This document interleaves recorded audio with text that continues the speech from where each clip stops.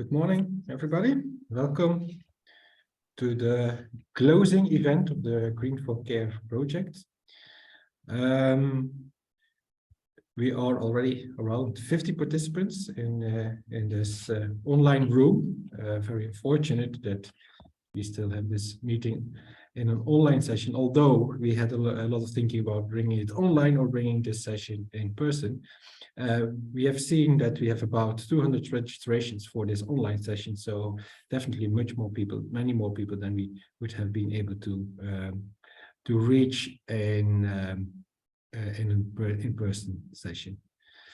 My name is Rick de Vreese. I'm working at the European Forest Institute, and I will be guiding through this program today. Welcome to all of you. We have some introductory questions to warm up a little bit and to get to know you a little bit better. So my colleague Sonia will launch the questions in the Mentimeter now.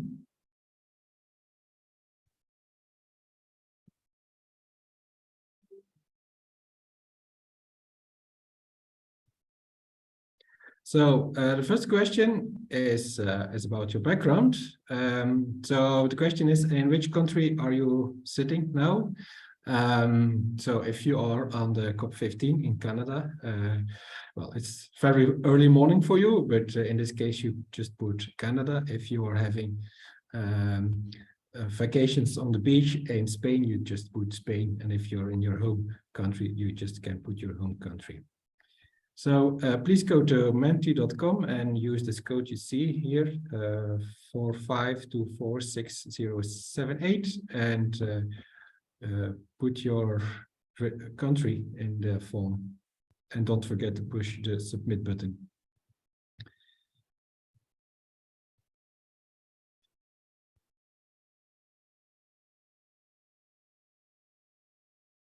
So this is very nicely filling up.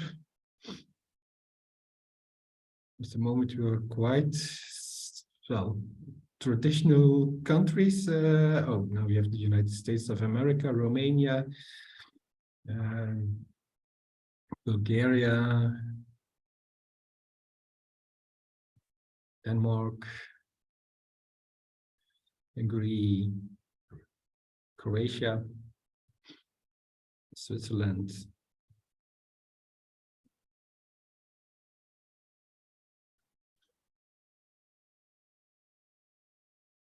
You have also somebody from Poland.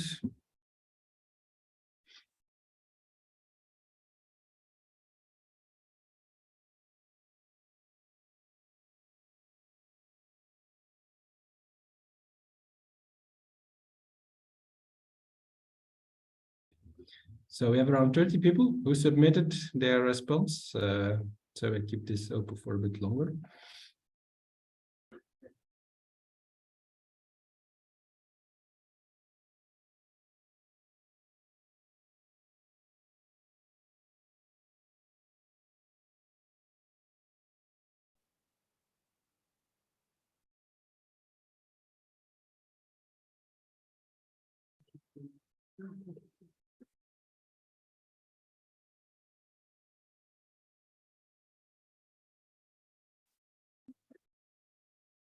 So we have also people answering through the Q&A with Poland and Turkey.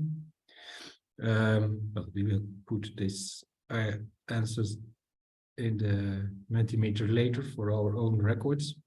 This gives me the opportunity to talk about this Q&A. The meaning or the aim of this Q&A is if you have a question to the speakers, please use the Q&A to ask the question at the end of the session. We definitely have time to discuss. There is a panel session included in the program. And also at the end of every slot, we have a little bit time to ask questions. The chat is disabled for the attendees. If you have any technical question, please also use the Q&A. We, however, will use the chat to send you links to the material that will be presented So, although answers are still coming in, I suggest we go to the second question. Then the second question is about your background. So what is your background? Are you a green care practitioner, or do you work in healthcare sectors? Are you a teacher, a professor? Are you doing research? Are you a student? Are you in the policy domain or any other background? Just click the right button and push submit.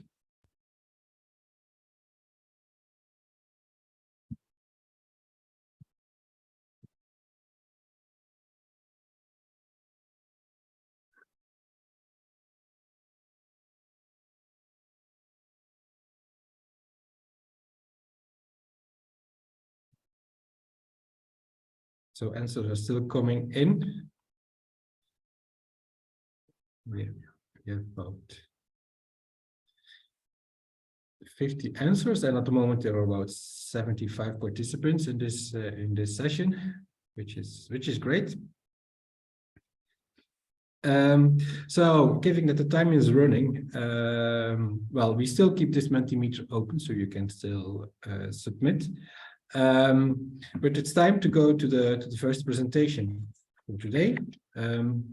This is Dr. Mathilda van den Bosch.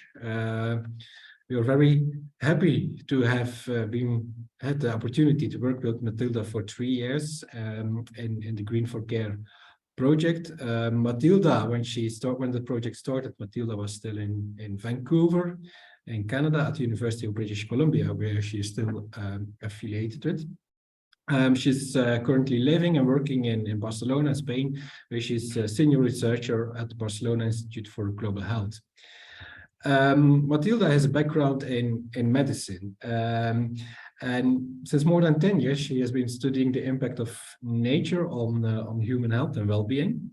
Mathilda has been involved in lots of research projects, including, for instance, Go Green Roots, where we will hear more about later on. And all her work is committed to researching this link between nature and health. And also very important, in my opinion, is that Mathilda is really working to translate science into practice and policy, communicating these links between healthy people, healthy environments. Most of the research that Mathilda is doing is focusing on the health benefits of urban nature, and especially for young children. So Mathilda is the perfect person to tell us about the state of the art on green care and the impact of nature on human health and well-being. So Mathilda, what do we know from science on this topic? Thank you. Thank you very much for the kind introduction, Rick, for the kind words. So I will see if I, by any chance, manage to share my screen. That would be a bit to hope for too much, I think. Yes, of course. I can't find my...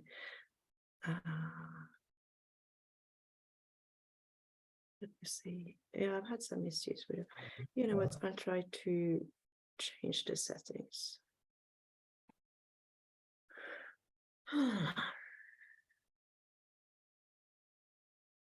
As usual, it worked perfectly during the tech check, but keep changes.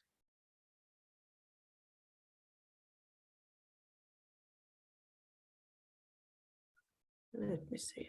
Mathilda, we have the presentation here, so we can show it for you. Yeah, it's just that I love to have it on my own screen because I always change a few things in the last minute, so it will not be the best in worst case. Yes, here we go. Here it is. Great. Yeah, let's not see if we can get it in presentation mode, because I guess it's not right now, is it? No, it's not a presentation mode. Is it now? Not yet at my side, but it looks like... I think Column is trying to say something. Let me see here. Configurar ifall vi kan cambiar entre... Still not? Yes. That's good. Yes. That's great. It's good, fantastic. Yeah, Colin, ready to go. did Colin have anything to say? No. He's fine. Okay, so welcome very much. This is the first slide to welcome you to the Taking Green Care to the Next Level conference. And yes, as Rick said, I'm supposed to give you an introduction to what we know from science in 15 minutes. It's pretty tough because we know a lot from science today. So let's get going. As Rick said, I used to work as a doctor and felt after a while that I couldn't do enough for the patients because I felt that there was much more to do before they came to the hospital where I was working.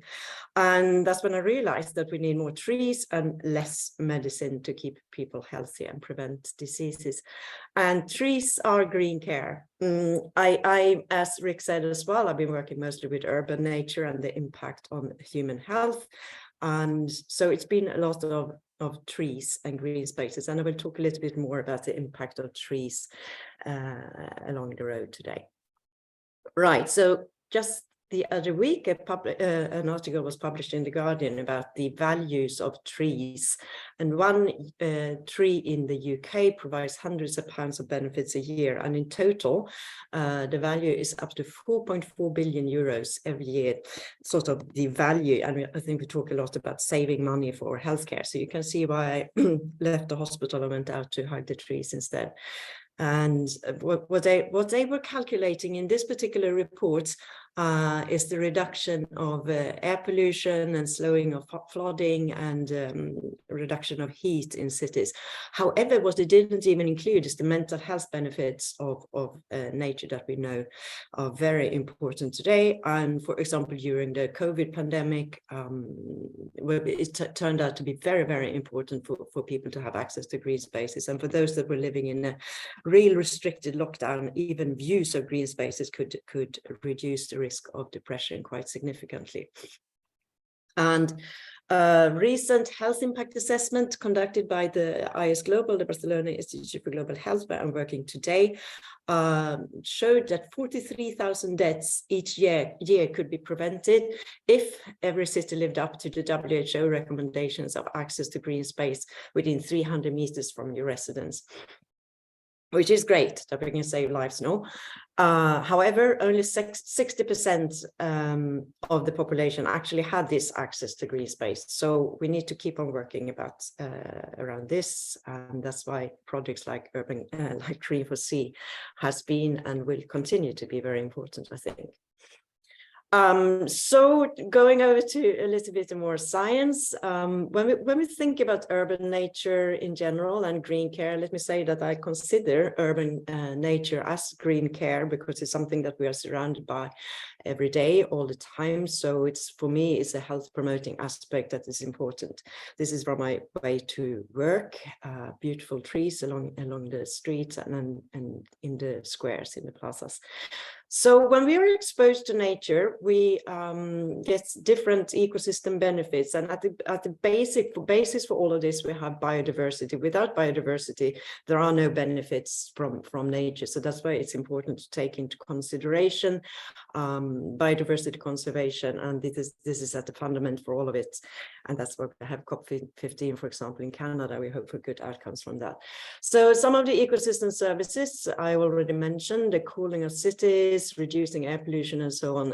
And these are important aspects because we know that around 7 million people die from air pollution each year, and the heat-related diseases and mortality will increase with climate change. So there is a lot to win by investing in greenery and in trees in cities. I also listed providing microbiota because this biodiversity is also very important for us humans, and I will talk a little bit more about that later. And then we have the socio-cultural pathways. In green areas, people tend to be more physically active. People tend to interact more socially. It's sort of democratic spaces where people can hang out and meet other neighbors and create a community, a social capital in the neighborhood.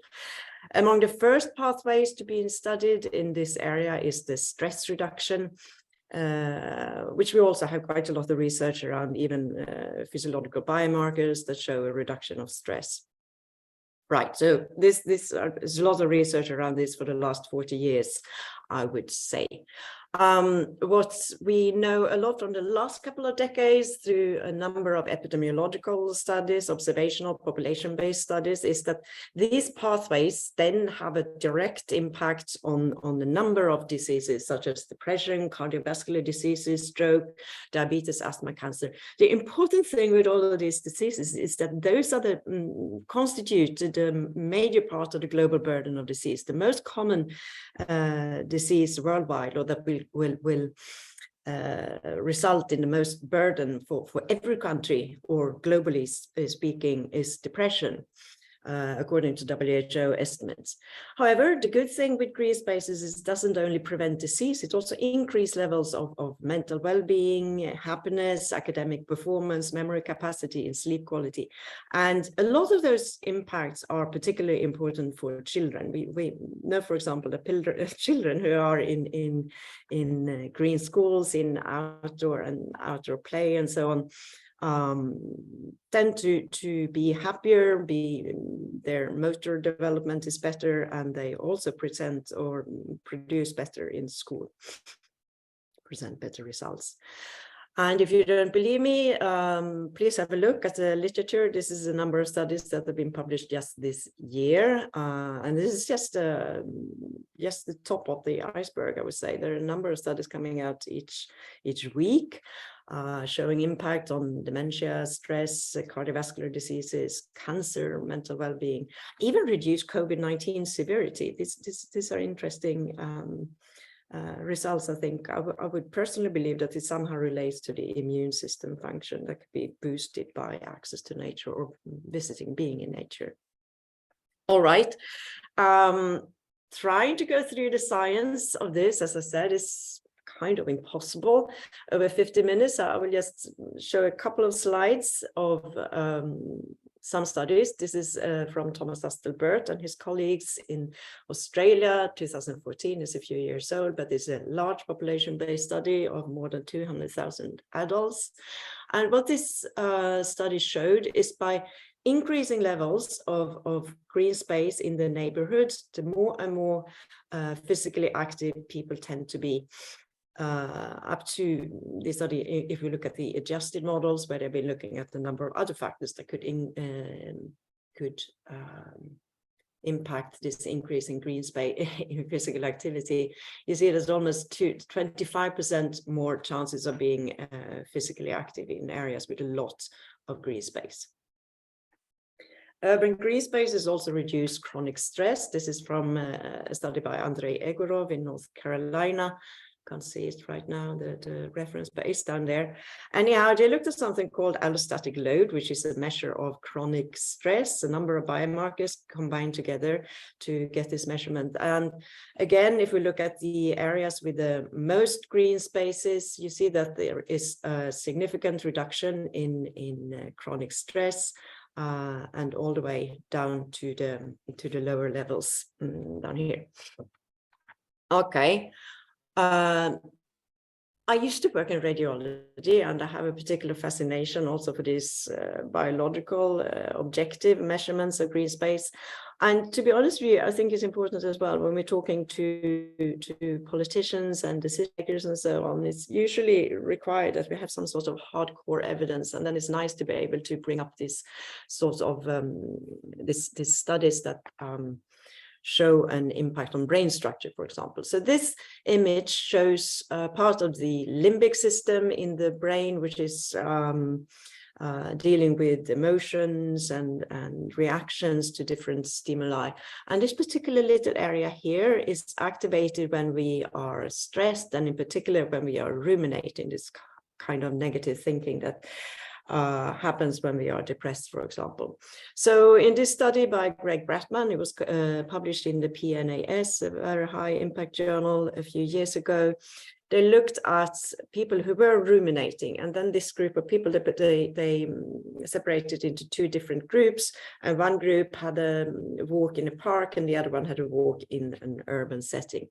And what we found was something really fascinating, because those who had a walk in nature, they got a significant decrease in this activation of this part of the limbic system, and you did not see any difference in the urban walking group, so to say.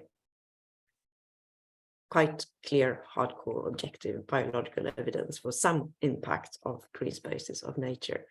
And this is important as well. I try to think, what is this impact? Because even if we see small effects of green spaces, small effects of nature, it's important, because the diseases we are dealing with already, I said, are the most common diseases. Even small impacts can have a huge impact on a population level. And we know that the global population will live increasingly in cities. We are urbanizing all over the world, and cities are great for job and culture and education and so on. However, there's something with cities that increase the risk of depression and psychiatric diseases like schizophrenia, for example, and anxiety. Could be the stressful environment, could be air pollution and so on, but it's important that we create healthier city environments if we know that it can have an impact on the mental health. All right. As Rick also mentioned, I have had a particular interest at looking at children and childhood health. It's also, I was just going to say, it's not only because I have children of my own, but also because we're talking about this developmental origin of health and disease. Environmental exposures, or any exposure for that sake, in early life, even prenatally, has an impact on health across the life course. So that if we have healthy lives early on, the early exposures, that will promote our health across the lifetime and reduce the risk of diseases. It's very interesting, actually. So this is a study we conducted in Canada, looking at combined effects of green spaces and air pollution, and we found significant numbers there. For example, in areas where there was only a little green and on the other hand high levels of air pollution, there was a 62% higher risk of ADHD among the children living there. While if you had a lot of green and only low levels of air pollution, there was a 50% lower risk, right? These are big numbers. This is a lot we can do, because ADHD is also a disease that is increasing in prevalence.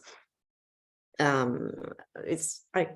like to, or I think we all do, researchers are interested in getting our results out there and speak to policymakers. We do want to have some sort of impact. So in that sense, it was very nice.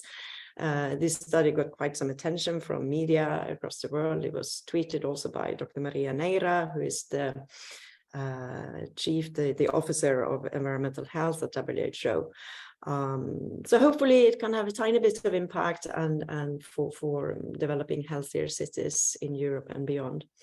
In another study from Canada as well, we showed that green care, trees, having access to green, improves children's early development. And in this study, we looked at mediators trying to explain why green spaces have this effect on children. And we found that, in particular, I was going to have some sort of animation here. In particular, the reduction, the trees reduce the exposure to air pollution and also to some extent the exposure to noise. And that would be in this study partly explaining the positive impacts on early development. This was a relatively large study of around 30,000 children living in Metro Vancouver in British Columbia in Canada. Okay, let me talk a tiny bit about biodiversity impacts because I find it very, very interesting. Children who are playing in nature, who are exposed to biodiverse soil and so on. A few very recent studies from a group in Finland, for example, have found that this increases also the microbiome of the children themselves. Looking at the gut, for example, they get also an increased diversity in the gut microbiome. which then in turns boosts the immune system, which has an impact on a number of diseases that we see are increasing today in society, like allergies, diabetes, eczema, and so on. They are very much related to inflammation and the immune system. And what this group in Finland and what we are trying to look at as well in a new project is to connect this to the exposure to biodiversity. So the biodiversity exposure for children in particular, before it's too late to get the immune system to develop, should be exposed to nature. And I wanted to, in this context, because allergies, for example, 125 years ago, they were an unknown phenomenon. I think the first time a doctor diagnosed an allergic disease was in the late 19th century. Before that, it did not exist. And this coincides very much, right, with industrialization and higher hygiene standards in society. And this is a brilliant study. It's conducted in Karelia, and after World War II, the Finnish part of Karelia, of Russian Karelia, got increasingly urbanized, increasingly industrialized. And what we see is that the allergies to, for example, birch pollen increase significantly on the Finnish side, while on the Russian side, where there is not the same extent of industrialization, the levels remain very, very low. And we see the same for cat allergies, which would to me indicate that there is something in the environment, some environmental change that could potentially explain this increase in immune system disorders, and in this case, allergies. It's a very nicely conducted study, I think. So green care is important for good health across the life's course. So we need to green the cities, leave the children outdoors and let the children play and get dirty. That would be my recommendation. Okay, I talked pretty quickly to be able to go through as much as possible. Many, many thanks to all collaborators and sponsors of this fantastic project. And thanks a lot for letting me give this quick overview and presentation today. Thank you, Matilda. A bit of a personal anecdote, I think. About 15 years ago, I was a little bit introduced to this field, and I would say I was, well, on the one hand, I think it feels naturally that green is good for you, but on the other hand, I was a bit skeptic, and the science was not as well evolved or developed as it is now. And if you see the difference or the large amount of research and evidence that has become available in this last 15 to 20 years, it's really impressive. And yeah, also let's hope that this really now gets an impact and really is mainstreamed in health policy. I think nature and natural resource management is more and more convinced, but we have to really get this message through in health, the health departments in health policy and health Couldn't practice. agree more. So, well, but maybe I'm really already running too fast, because this will be part of our manifesto, and this was also one of the aims of Green4C. Thanks, Matilda, for your nice introduction, interesting introduction. We had 4 topics in Green4C. So we have been working on urban green care, a little bit where Matilda specialization is focused on. We are also working on green care provided by tourism, like bathing and spas and so on. We were also looking at green care through social agriculture, and we have still 2 experts on social agriculture in the project. That is Deirdre O'Connor from Dublin, University College Dublin, and Marjolein Elings from Wageningen University and Research. They will now introduce us to the impact of social agriculture for health and social inclusion. Deirdre is a lecturer in the Research Economics School at UCD, University College Dublin, and she's also Associate Dean for Equality, Diversity and Inclusion at the School of Agriculture and Food Science. She will be giving this presentation, as I said, together with Marjolein Elings. She's working as a scientist in green care at Wageningen University and research. She is expert in the field of social farming and is researching the effects of working on social farms for different target groups. So, Deirdre and Marjolein, we are really looking forward to your contribution. The floor is yours. Well, thank you, Rick, for your nice introduction. I will share my screen so we can start with our presentation.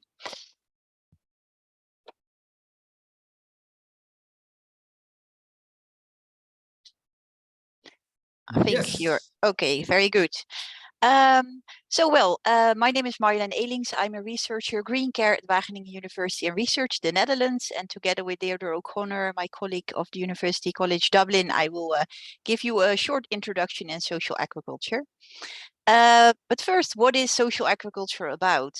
In Europe, we use actually different terms to speak about social agriculture. We use social farming, farming for health, care farming, but actually it means a bit the same. And if we speak about social agriculture, we use the definition of my colleagues Diakovo and O'Connor, and that is that social agriculture refers to all activities that make use of the agricultural context to provide care and social services. And if we look at the European perspective of social farming, we see that the social agricultural sector is a fast-growing sector in the Netherlands. If I give an example, if I look at the Dutch situation, we see that in 1998 we had 75 social farms, while there are more than 1,300 today. And we see that the social farming sector is also developing differently in different countries. And it has to do with different systems in countries and how social farming is organized. For instance, if we look in the Netherlands, social farms are being paid by healthcare budgets, while at our neighbors in Flanders, Belgium, care on farms is paid by the Ministry of Agriculture.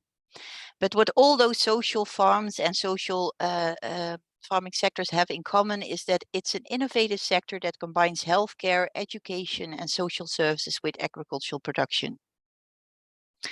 Well, and if we take a closer look to that growth, we see that in several countries there are national or regional associations that social farmers can join. And these associations raise awareness, mediate between participants and farmers, and also negotiate with funders and governments. And this table shows actually the number of social farms in each partner country of the Green4C project. So we see there's a really large number of social farms in Europe, and that we also see that in some countries those are kind of organized within national associations, and in some countries they are not. And if we take a closer look at the data that are available, we also see excuse me, we also see a raise in the number of participants coming to social farms. For instance, in the Netherlands, we see that every year 35,000 participants are working on social farms, and in Italy there are 15,000, and in Flanders more than 2,000. And also, if we look at the revenues of the sector, and I focus on the Netherlands, we see that also there we see the growth.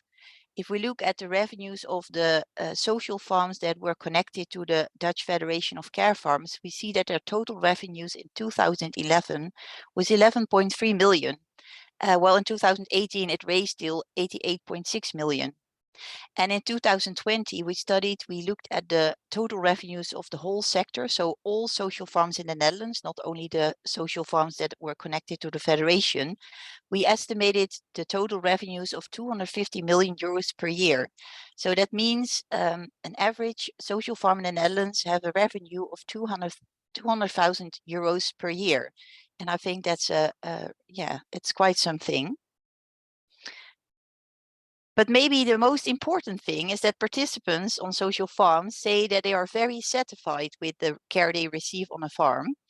Here at Wageningen, we did quite some research to study the effects of working on social farms for different target groups. And from these studies, we can say that working on a social farm is very beneficial, for instance, for physical well-being. We see from a research of my colleague Simone de Bruin that with elderly with dementia, we see that they have a higher significant dietary intake than elderly that are staying on a regular daycare facilities. And also we see a significant positive effect on mental well-being, for instance, among youngsters that followed a farm-based program here in the Netherlands. And also we hear from participants that they feel on the farm a part of the community. They learn new social skills and are getting new social contacts. And at last, we also see some positive effects on the spiritual well-being of participants. They are fascinated and more connected to nature. They feel part of a bigger picture. They feel that they matter and that they can make a difference. They also feel ownership, but they also learn to put things into perspective when they are working in nature, that despite everything that is happening in the world, that nature takes its own path. And I think I have some really nice examples of a lot of studies, and as a researcher, I can go on for hours about this topic. But I think participant stories and images, I think, tell more than 1,000 words. So I brought a film of my colleagues of the UK, and I would like to show that. And for that, I will stop share my screen, and my colleague will take over.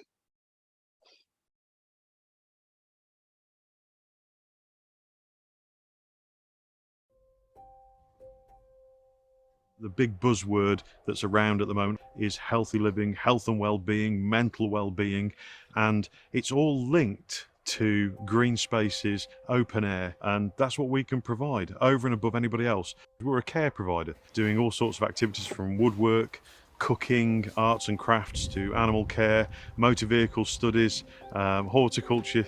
Anything you can do in the fresh air, we do.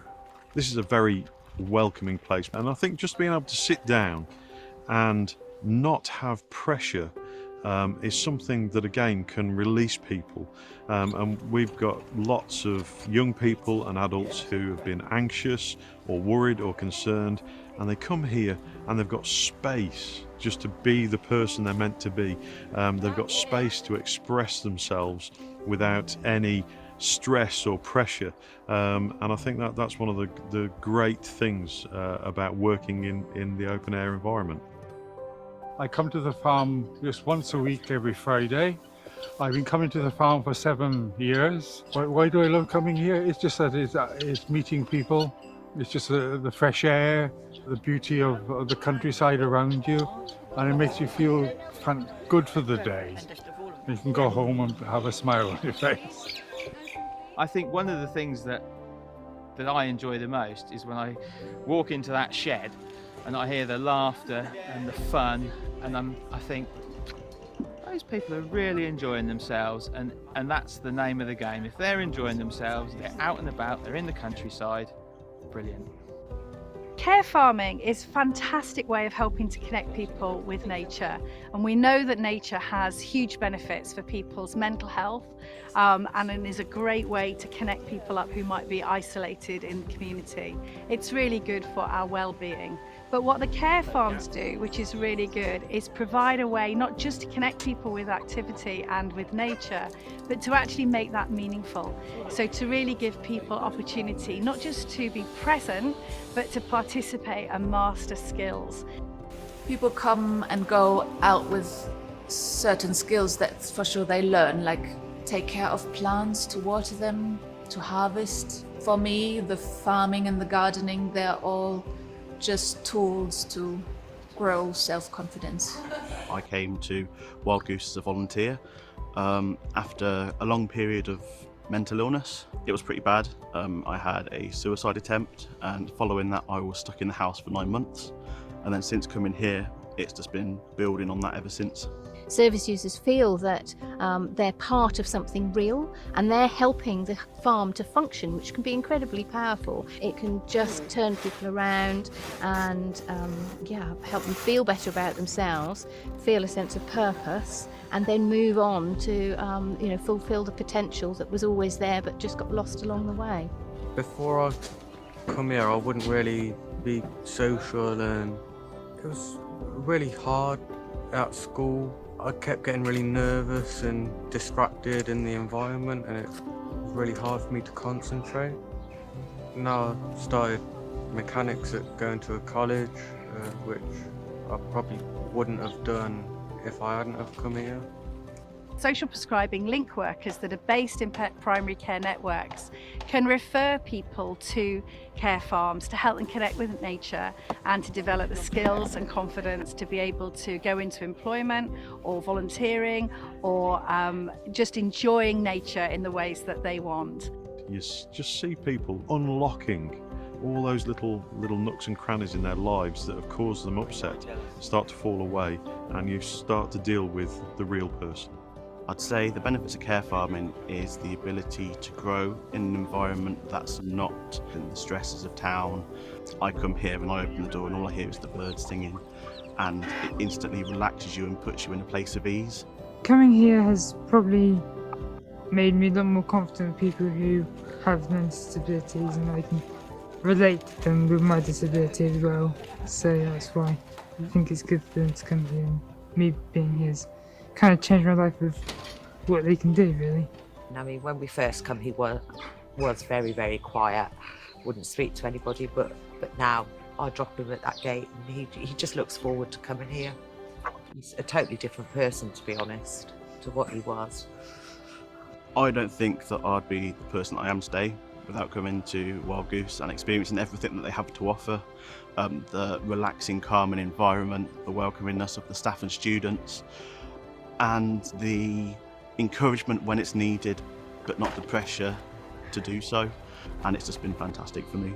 I've been ill since I was, well, before I was 21, I'm now 30. And I think if I'd have found this 5-6 years ago, I'd have been in an entirely different place. Humanity is not designed to live in a box. Green spaces, fresh air, animals, and contact with other people, that is the key to life.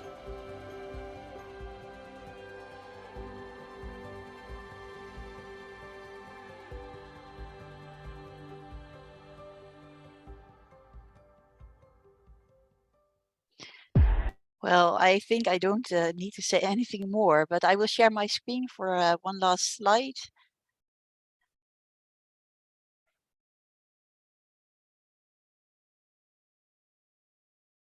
And then my colleague Deirdre O'Connor will take over.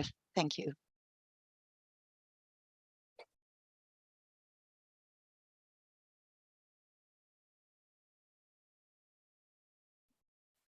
Deirdre, are you there?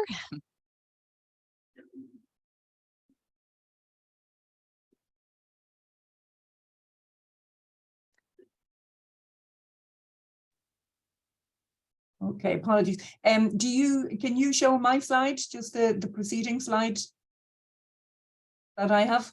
Is that possible? This is the one you sent me. Sorry. Okay. Okay.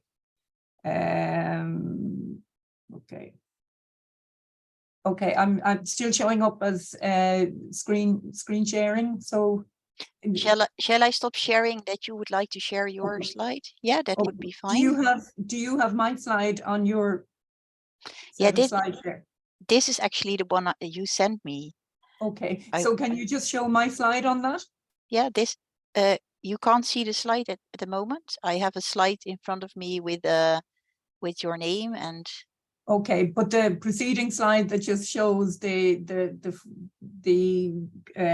activities, the training needs assessment, the social agri, it's just there's no. Okay, apologies. No.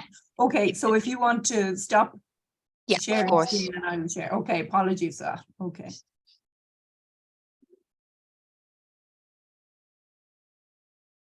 Okay. Okay, so is that visible to people? Yes. Yeah, yes. Okay. Apologies for that little technical glitch, but there we go. Yeah, so what I thought I would do just for a minute is really, I suppose, just to kind of map some of the issues that Marilyn has just talked about there. So, you know, issues to do with social agriculture, but really just to show, I suppose, how it has threaded through the Green4C project. So again, I think this will probably become more apparent as we go through the day. But as you know, there were a lot of both different kind of sectors looked at in the Green4C project, and I think that's been mentioned already, but also just a number of different packages and a number of different outputs. And what I'd like to kind of mention for a few minutes is really just how social agriculture was kind of picked up in each of those outputs, or I suppose the key outputs from the Green4C project. And I think from our, as a researcher and an academic in this area, I think it was really useful just that Green4C allowed us to kind of access multiple sources of information and really to kind of generate multiple insights from all, and I think that a similar format was followed for all of the thematic sectors. So again, I'm just going to preface my remarks by saying I'm just going to really focus on some of the insights we got related to social agriculture. So I think one of the first key pieces of work that was undertaken was a training needs assessment.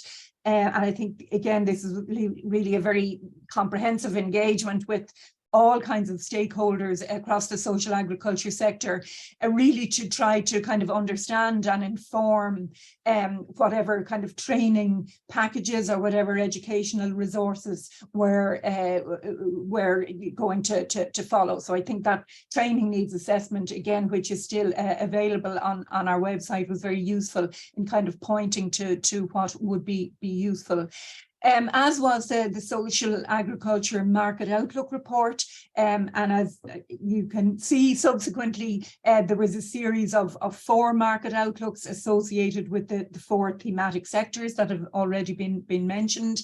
And again, in the Social Agriculture Market Outlook Report, it was really useful in kind of highlighting, I suppose, both the positives and the challenges related to what's currently going on in the sector and what the outlook into the future is going to be. So it was looking at, you know, the current and future supply and demand of social agricultural services, the way in which it's kind of regulated, the way in which it's financed in each of the different partner countries, the whole kind of policy context.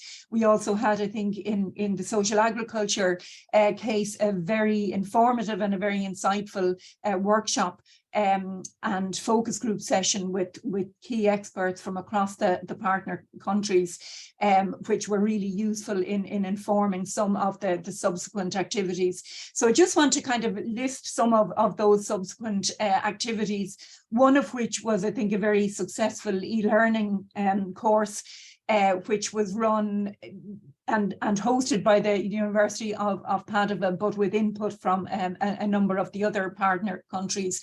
And it was really moving from kind of the academic to practice, and with a particular focus on development of entrepreneurial skills as it applies to social farming.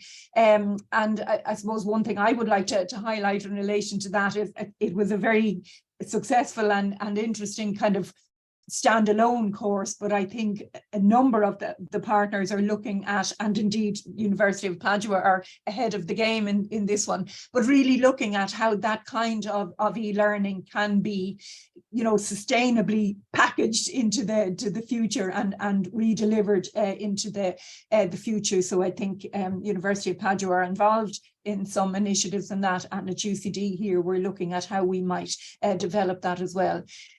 So arising from that, there was a business innovation challenge initiative, which was really a competitive initiative designed to get students to really try to focus on how they might move from, you know, just the germ of a business idea into something that might be a viable and sustainable business in the arena both of social farming, but also in the other thematic sectors as well. And based on their success, or in the Business Innovation Challenges, successful competitive approach in the Business Innovation Challenge, there was the opportunity then to participate in a summer school, which was again a month-long program, a small element of which was online, and the remaining element in a face-to-face basis, again based in hosted by the University of Padua this summer, and that was really about kind of deepening and enabling people to put into practice their business ideas across the thematic sectors, but including quite a number in the social agriculture sector. And our final activity, which has really just been completed, was a series of hackathons across the member countries, which was really just inviting multidisciplinary teams, in a lot of cases, you know, student teams aligned with universities and research institutes, to focus on kind of specific challenges to their local context, which were underpinned by the themes of the Green4Care, the Green4C project. So again, that was successful in a lot of contexts, and I just mentioned the case of the Netherlands, which looked specifically at social agriculture, and really about how one might kind of broaden out the audience, if you like, for social agriculture in the Netherlands. So I suppose that's just a really quick overview of how, in practice, we kind of linked the I suppose the more kind of theoretical aspects and discussions of some of the thematic sectors, and how we related those into kind of more practically focused development of the thematic sectors. And as I said, I've just used social agriculture as a case in point, but we did try to follow a kind of similar approach in each of the four thematic sectors. So thank you, Deirdre.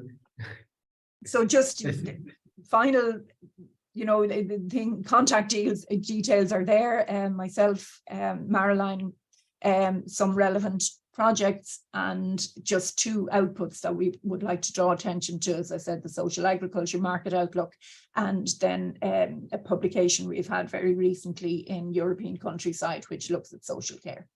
Okay, so thank you, and apologies for the dodgy start to begin with. Thank you. There are no worries about technological issues. The only point we have now is that we are little bit running late. So let's go quickly to Davide Pettinella. He is the principal coordinator of the Green4Care project. So he's the right person to really introduce us to the outcomes of the project. Well, there's already touched upon some of these items. So maybe Davide, you can be quick.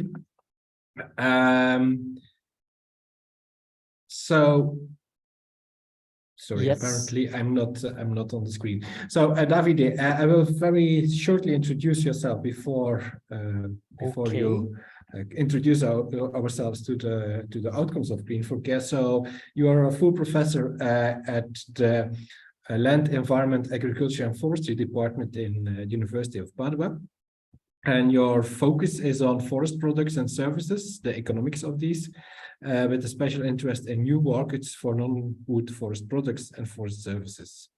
So Davide, please, tell us, what have we been producing and doing the last 3 years? Thank you. Yes, thanks, Rick, for the nice presentation. I share my video. Is it okay? Let we see one moment. It's okay? You are not in full presentation mode yet. So I think you have to click this Cambio schema. Yes. Okay, now it's fine. It's okay? Yeah. Perfect. So thanks a lot.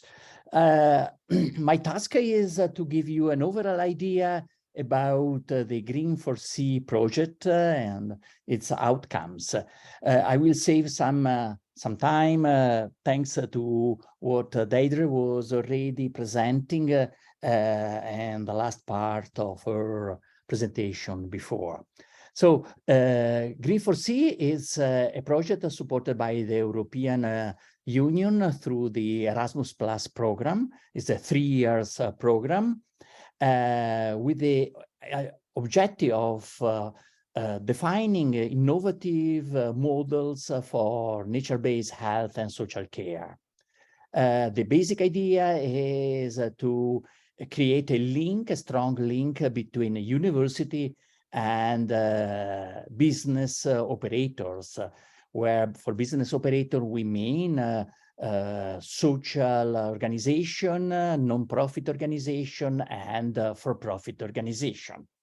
The focus of the project has been on trying to support the entrepreneurial development of all the organization working in 4 areas. And that has been done through a nice partnership of 12 institutions, both from the, let's say, academy, from the academic world, and from the civil society, and the provider of services connected with the green care. As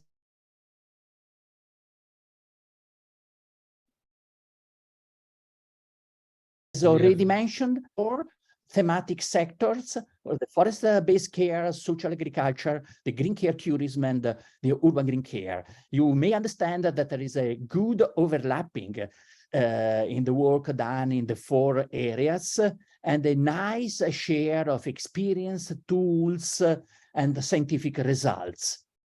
A frame summary view of our steps and our outcomes is this one that you find in the slides. We started to collect pilot cases, exemplary case studies, and we made 20 fact sheets that were also very useful for preparing for market outlooks.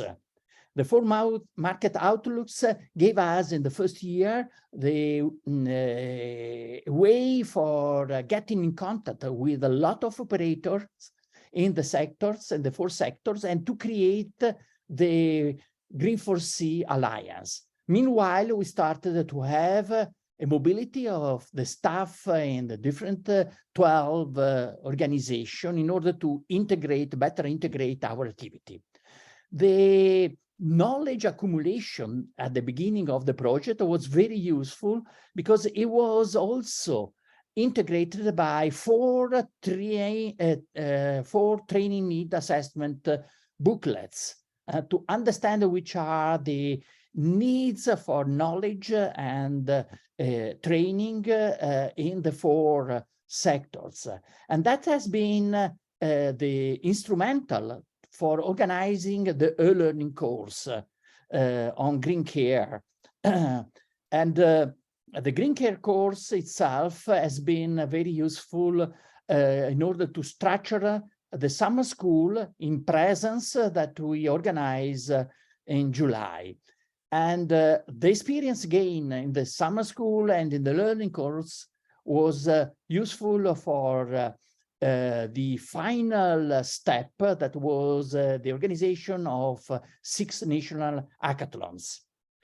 In terms of communication and involvement of external stakeholders, from the experience gained from knowledge accumulation, we published already at the end of the first year a blueprint, a sort of list of field of policy action, and a revision and integration of this blueprint was done in the last weeks for preparing the Green Care Manifesto that will be presented immediately after the 5 pitches by Ainur.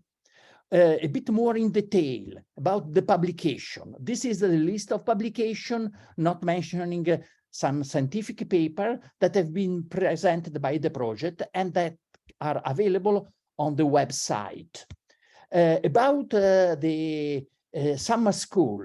The summer school was really a very nice event with a large participation of young people from everywhere in the world.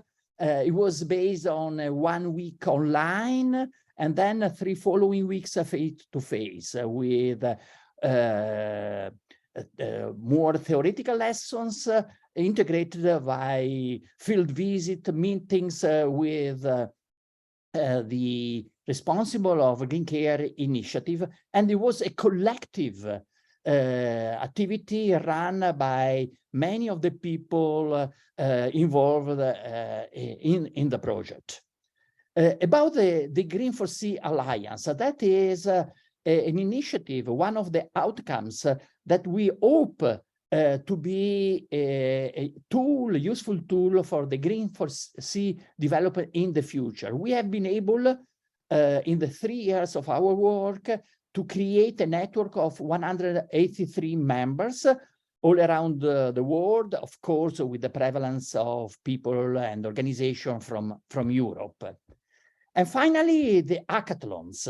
As Dreda was already mentioning, in the last weeks, we organized 6 hackathons in the countries in some way involved, directly involved in the project, with a very large, nice set of topics, aims, objectives of the hackathon themselves, more frequently connected with the relationship between the use of forest resources and the topic of forest therapy. Some of the hackathon was directly connected with city urban environment. In Italy, we had a nice hackathon where we link a thermal area that is one of the most relevant site for thermal treatment in Europe with the nearby regional parks in order to find a way to integrate traditional therapeutic and health care activity with green care activity in the regional parks. Finally, a few words about impact and sustainability. Well, first of all, let me say that working 3 years together was a wonderful means for creating personal relationship. In some way, the project was run exactly during the period of the COVID. We were lucky to be able to have the kickoff meeting in Padova in presence, and then every other meeting was unfortunately organized online, but with another couple of events in presence in Austria and in Romania that has been, in any case, extremely useful to reinforce our personal knowledge and friendship. And what about the future? Well, in the future, we are leaving some tools, some instruments. As already mentioned, the Green4C Alliance, we want to present you this manifesto as a tool for sharing ideas, projects, and also for lobbying the principles of green care among the decision maker. We are going on with some national initiative. And of course, we are thinking and practically acting for making new proposal of research and training activity. Only a couple of examples. The e-learning course that we created during the project is already running a normal edition in our teaching activity at Padova University with a very good participation. In Austria, the experience and the ideas gained also through the project are now part of the activity that will be formally included in the rural development policy by the Minister of Agriculture and Forestry of the Austrian government. So this is all from my side. Don't forget to join our network, to look at our newsletter, to see, to have a look at the Facebook website and the research website. And on behalf of the 12 organizations participating to the project, a warm thank you. Thank you, Davide. If you have a question, people in the audience, if you have any question, please share it in the Q&A. We'll come back to the questions later on. Unfortunately, we are running late, so we cannot answer any further questions now. We want to see a little bit beyond Green4Care and beyond this this group we have been working in for the last 3 years. And we start now a little tour around Europe. We go to Belgium, Ireland, the UK, Italy, and Germany with 5 interesting projects, some of them also European projects. 5 interesting projects that are also working at, let's say, green care or Green4Care field. So first on my list is Katrina Kilpi from Bosplus and Nature Minded. Katrina is a good colleague of me, or was a good colleague of me at Bosplus. Bosplus is a forest organization based in Flanders, Belgium. And Katrina is working there on projects about forest, nature, and well-being. She is also leading her own practice or own organization, which is Nature Minded.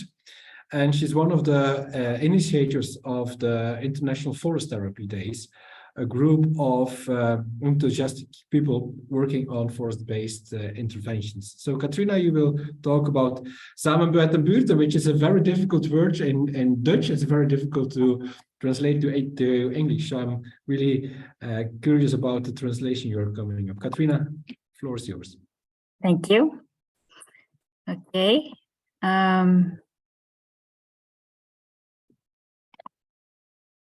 You see what I have? I see. Yes, now we are good to go. Okay, so we translated samen buiten buurten as neighbors out and about, and we are looking at nature-based solutions to loneliness in 2 cities or 2 neighborhoods in Aalst city. Yeah, by the way, thank you for letting me pitch samen buiten buurten here. It's really nice to be here. So this is a cooperation. It's a locally and nationally funded project, and we are working together with the first line care zone of Aalst, city of Aalst, community centers and community health centers and other players. And so Aalst is a second largest city in Eastern Flanders, about 88,000 inhabitants, and the problems that we have in Aalst are very typical to any big city, growing city. And the 2 neighborhoods that we are focusing on, the Danswijk and Watertorenwijk, are very diverse, and they have also lots of elderly and vulnerable people living there. These are not green neighborhoods, although both of them have quite big parks, but on the whole, these are quite ungreen neighborhoods, let's say. So loneliness is one of the problems that came out, especially during the pandemic, but it's with us still. And our thinking is that everyone is struggling with loneliness at some point in their lives. And it's not as simple as just add people. It's really 3 different types of loneliness that we are looking at. And that those are social loneliness, emotional, and existential. And those basically mean those we are trying to then alleviate with the help of nature. And this means basically that nature works in 4 ways here, or we are looking to work with nature in 4 ways. So the stress alleviator, because loneliness causes stress in a person. So we know a lot, like Matilda was saying, about the stress alleviating impact of nature. But nature is also, our green spaces are wonderful places to facilitate encounters easier than indoors. And so that will tackle the social bit.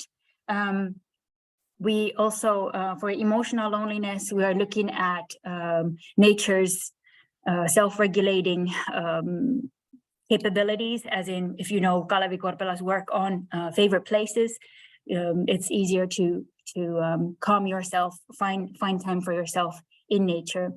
And also there's the existential loneliness, which we try to alleviate with nature connectedness. We have been collecting data through door-to-door action, because there are a lot of people who sit so deep in that loneliness that they will not be coming to any of our activities that we organize just outside their doorstep.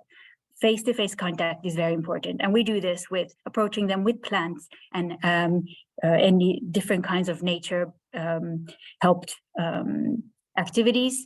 We do observations when we organize activities in these neighborhoods. We spread information about nature's well-being effects, and we do interviews with the people who come to our activities. Our idea or our goal is to come up with a plug-in network which alleviates disconnection, because we see, sorry, I forgot to say, this is actually a problem of disconnection. So disconnection from self, disconnection from nature, and disconnection from people around you. And so we created a network where people can plug in, but I don't have the time to go into that in more detail, but everything will be described in a solution manual.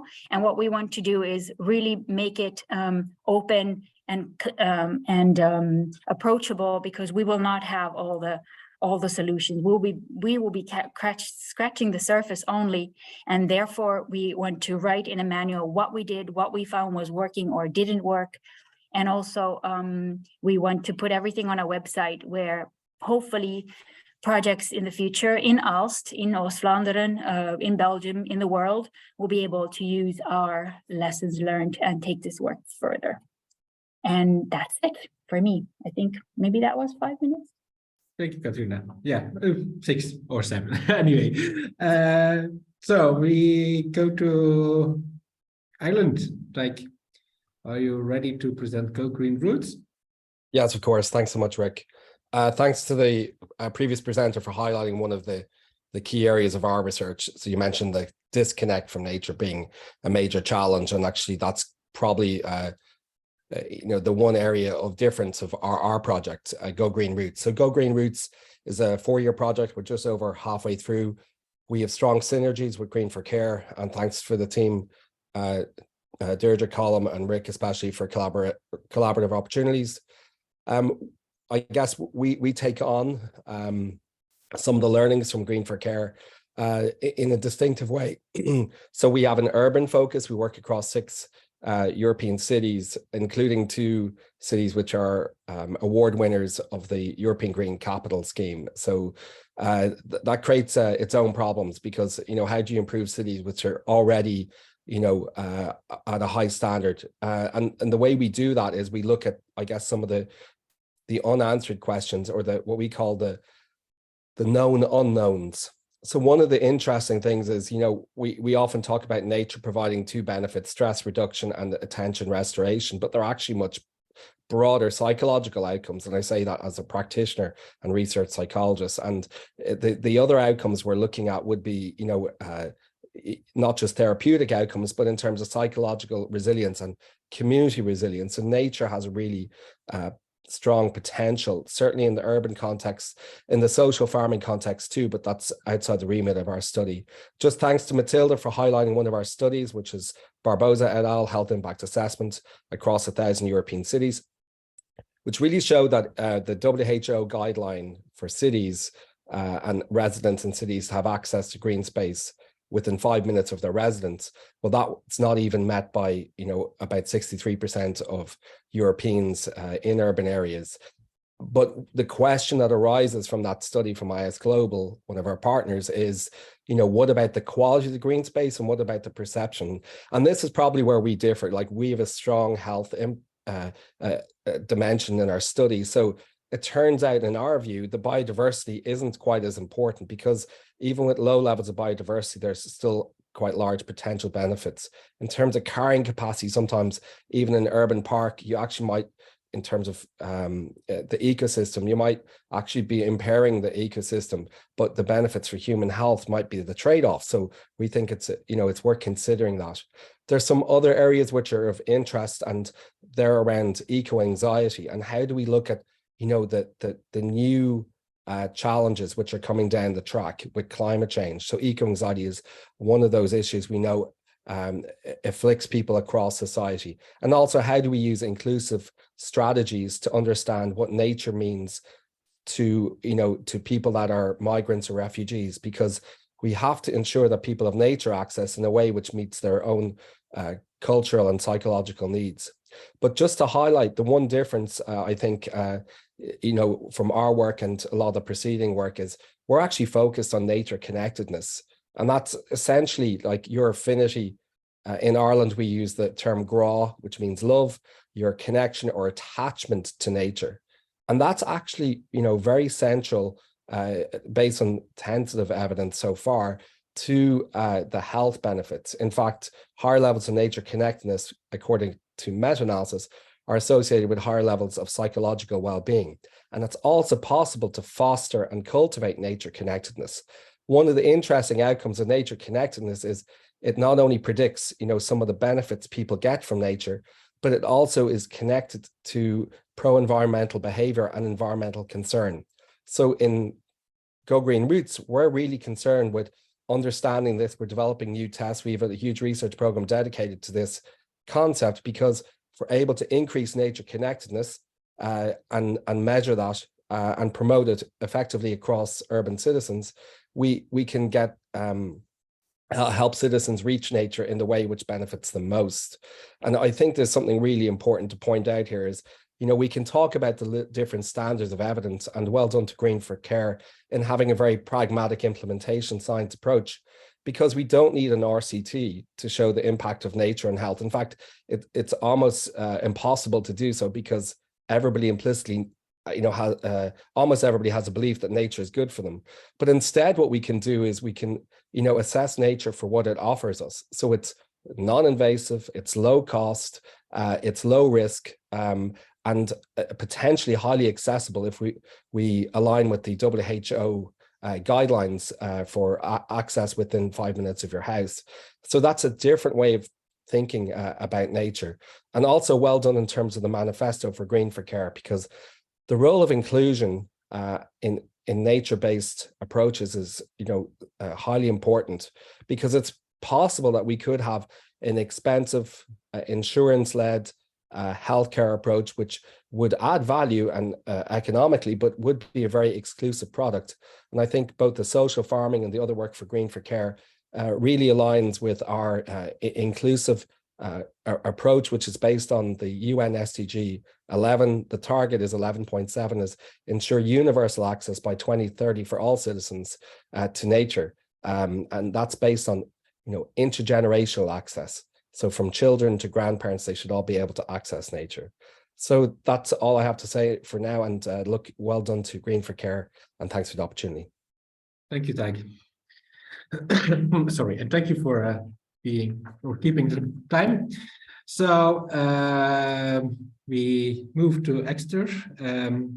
Lewis Elliott will present the outcomes of the Blue Health Project. Lewis is a lecturer in environment and public health at the University of Exeter, and he has been working in this Blue Health Project. So Blue Health is a little bit at the fringe or the edge of green care, but definitely there are lots of comparabilities. Lewis.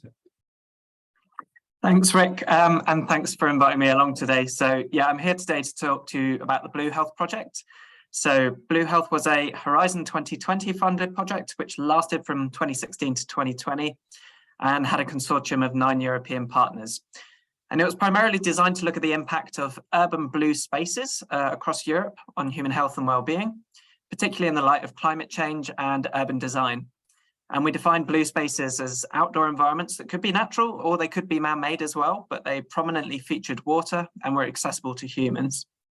And across 8 work packages, we looked at the epidemiological evidence for the impacts of urban blue spaces on health, the impacts of interventions at various sites across Europe and how they affected the well-being of communities living near those spaces. We also looked at the impact of virtual reality blue spaces and whether virtual representations of blue spaces could confer similar health and well-being impacts for certain clinical groups. We also looked at what design features make successful blue space redesign projects. And lastly, we looked at future scenarios and how blue spaces may or may not be resilient to future demographic and environmental changes. Today, I only want to talk about a few sort of select findings, which I think relate best to the Green4Care project and the manifesto. So first, one of the kind of key things we did was a pan-European surveying initiative, and we uncovered a sort of multitude of unique findings using that data. So one economic study, we found that the total annual recreational value of blue space visits across nearly 80% of the adult population of the European Union is over 630 billion euros annually, with per person annual values ranging from around 1,000 euros in France to 3,500 euros in Germany. And in a separate study of psychological health, we found, in contrast to previous literature, that neighborhood exposure to blue spaces actually didn't really have significant impacts on mental health and well-being. But actually the frequency with which one actually contacted these blue spaces had a much more substantial impact. There's two sets of findings from that particular survey, which I think are really relevant for the Green4Care project. So first, we did one where we had a subsample of adults with common mental health disorders. While these individuals visited natural environments for leisure and recreation just as often as those without such disorders, we actually found that if they felt social pressure to do so, this actually undermined their mental well-being and their experience of that visit. And so I think that has important implications for how we prescribe nature for the relief of mild mental health impairments. And it suggests that those kinds of prescriptions should be sensitive to people's intrinsic motivations for visiting those spaces. Secondly, we also found that greater childhood contact with blue spaces engendered more intrinsic motivation for visiting nature in adulthood. And that in turn fostered higher nature visit frequency and ultimately better mental well-being in adulthood as well. So again, one of the implications there for green care sorts of projects is actually we should be thinking about implementing these kinds of things throughout the life course, and particularly perhaps during childhood when people's values and value orientations are more flexible. If I turn to work we did with virtual reality blue spaces, what we actually found was that virtual reality representations of nature with dementia patients in this case, which was our chosen clinical group, was a largely acceptable and largely safe means of accessing the potentially therapeutic benefits of nature for people who might otherwise find accessing the outdoors difficult. We also ran initial experiments which demonstrated that this kind of virtual reality representations were superior at improving positive emotions compared to sort of flat screen type imagery. But there is further work needed in sort of clinical settings to confirm that kind of effectiveness. Blue Health also ran a series of community level interventions at selected urban blue spaces across Europe. I certainly don't have time to talk about all of them, but I'll mention one intervention that we ran in Plymouth, which is a city in the southwest of England.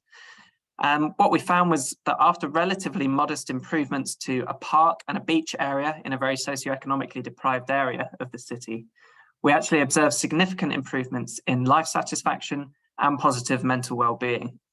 But what's more than that is that we observed that those improvements in people's perceptions of safety and their perceptions of community belonging and cohesion were largely responsible for those kinds of changes in mental well-being. So again, the implications this has for green care is that green care prescriptions and programs could more often be community-based, and actually, we've seen many examples of that this morning already, and foster a sense of community cohesion to better improve mental health and well-being.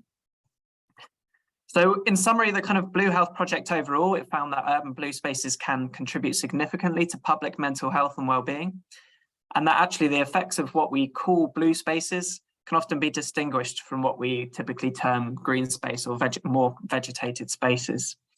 And in terms of the Green4Care manifesto that results from today's meeting, there's a kind of couple of recommendations on the back of that research that I'd like to suggest. One is that these kinds of programs should be sensitive to people's intrinsic motivations. Secondly, they should be implemented throughout the life course. Third, they could be based on a community scale, or at least sensitive to the collective resources held within communities that may aid well-being through social cohesion. And fourth, consider whether the kinds of benefits of the programs that you're talking about in the Green4Care project can actually be sort of bottled for indirect interventions such as virtual reality for those populations who are unfortunately less able to access natural outdoor environments. So please visit bluehealth2020.eu for all of our project outputs, including a practice-facing toolkit on evidence-based blue space design. But thank you very much for having me along, and well done for all the work in this excellent project. Thank you, Lewis. Thank you for this interesting oversight. Well, given that the time is running, we go quickly to the next presentation by Colm O'Driscoll. Colm is Irish from origin, but he's now working in Padua at ITFOR, which is a spin-off of the University of Padua. And Colm will be presenting the U-Forest project. You're muted, Colm. We cannot hear you, at least. Nope. Nope, nothing.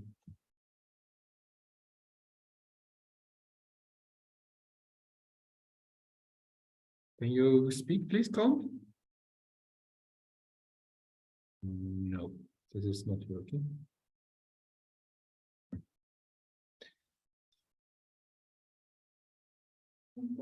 So maybe, Colm, I suggest we quick. Yeah, there you are. I think. Can you hear me now? Yes. Okay, super. Okay, sorry for that. I'll try and speed things up. I realize we're coming into the break and we're over time. So I'm just going to share my screen again. And please let me know if you can see my screen. Okay, can you see? All fine, yes. Wonderful. Okay. So I'm going to give an overview of U-Forest, transforming cities through entrepreneurship education, a little bit different to what we've seen so far. It's another knowledge alliance, and none of which would have been possible without my colleague, Ilaria Doimo, I think, who is with us today. So thank you also to Ilaria for supporting this. Before going into what is U-Forest, I'd just like to speak a little bit, which a lot of this was already mentioned, why is U-Forest? So we're all familiar with some of the urbanization, climate change trends that have been mentioned. Some of the facts associated with these trends, the increase in populations to urban areas, and also the negative impacts connected with these increases in urbanization in urban areas, for example, air pollution, the heating, climate change, and obviously these things will have an impact, a negative impact on the health of European citizens if not managed correctly, and specifically the more vulnerable people like the elderly and so on. As there have been a great overview by the previous projects and also during the presentation of Matilda on the benefits of urban forests, I won't go into these in too much detail, other than to say there are many and they have a huge value for us. But on the backdrop of these benefits, we're going to speak a little bit about the challenges associated with these benefits with regard to implementing and increasing urban reforestation and green spaces themselves. Some of these challenges include, for example, high related costs, the need for long-term citizen engagement, and capacity of existing institutions, specifically the public institutions, as predominantly the green spaces in cities are managed and owned by public institutions themselves. Second challenge is actually the demand for urban forestry practitioners.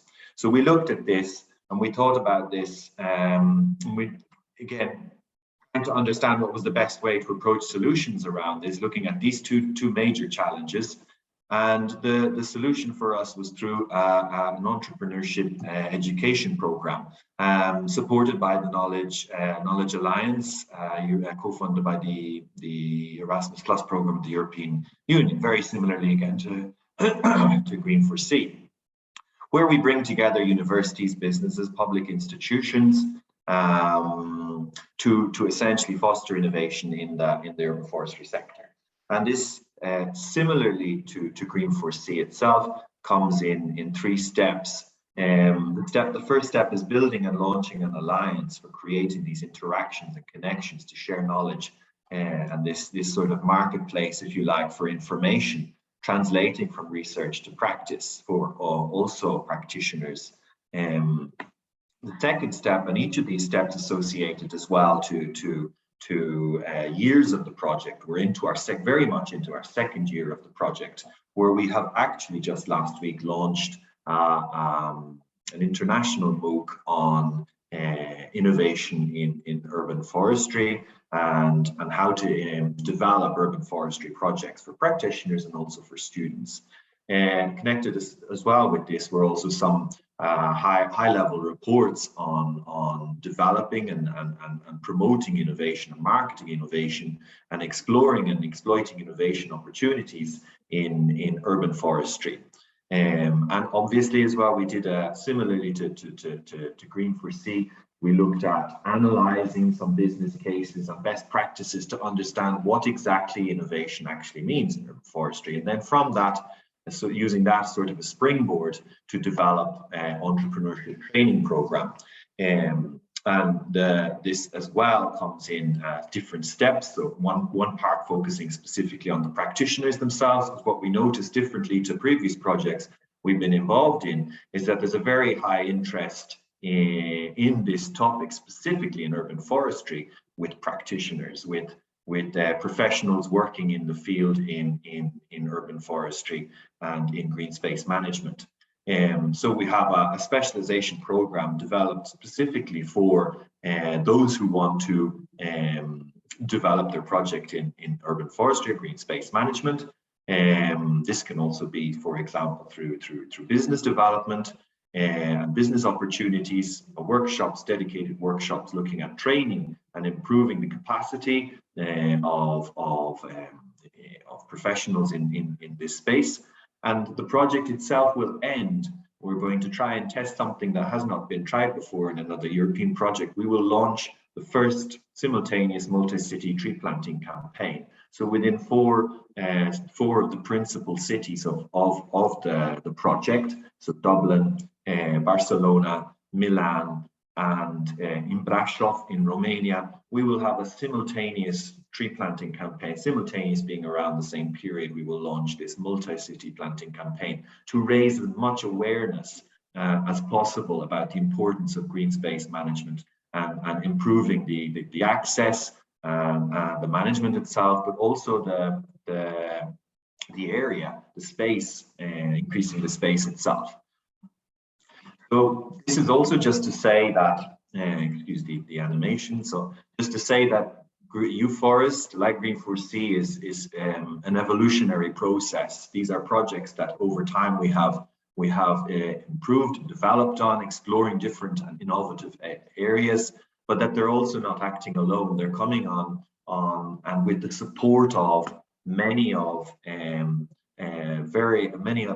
very interesting projects, Horizon, working in this space as well. So it's been a sort of a shared evolution, if you like, of projects working in this space, and working together we can give more, I guess, more visibility, more promotion, and more strength to the importance of things like the manifesto, which has been produced by Green4C, and I think is an excellent way to show not only the benefits but the importance of enhancing, in our case, the green space in urban areas.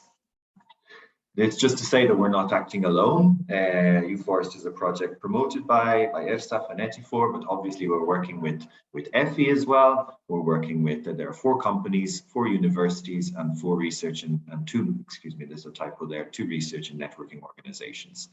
Okay, I'm going to stop my screen. Please join us, get involved. Ilaria and I, we're here to take any questions later on. So you can contact us for any other information if you want to get involved in U-Forest. We're only just getting started, and the next steps are going to be the most exciting. Thank you very much. Thank you, Colm. And let's quickly go to the last page of today before we still have a small break. Michael Scherer-Lorenzen will present the outcomes of the Dr. Forest project. Michael is a plant ecologist at the University of Freiburg, studying the effects of changes in biodiversity on the functioning of ecosystems and the services they provide, including human health and well-being. So Michael, please. Yeah, thank you very much for the opportunity to present our Dr. Forest project. And as we already heard from the presentation of Matilda at the beginning, we also study the effects of biodiversity on human health, and we are a project from 5 different countries, different institutions, many people, and we are closing the project next year. So the question is, and as Matilda showed this morning, there's some evidence that green spaces are beneficial for human health. And the question which is interesting for our project is whether the diversity within those green spaces actually does matter for the health effects. So does it make a difference whether you have a low diverse forest or a highly diverse forest for these human health effects? And we are separating these effects in first the beneficial effects, so the ecosystem services. So we check whether along a gradient of forest biodiversity, those ecosystem services related to human health will change and whether they depend on diversity. So mental health, forest products, recreation, clean air. On the other side, we also study the risks which are associated with being out in nature and forest, what we call ecosystem disservices. We should not neglect them.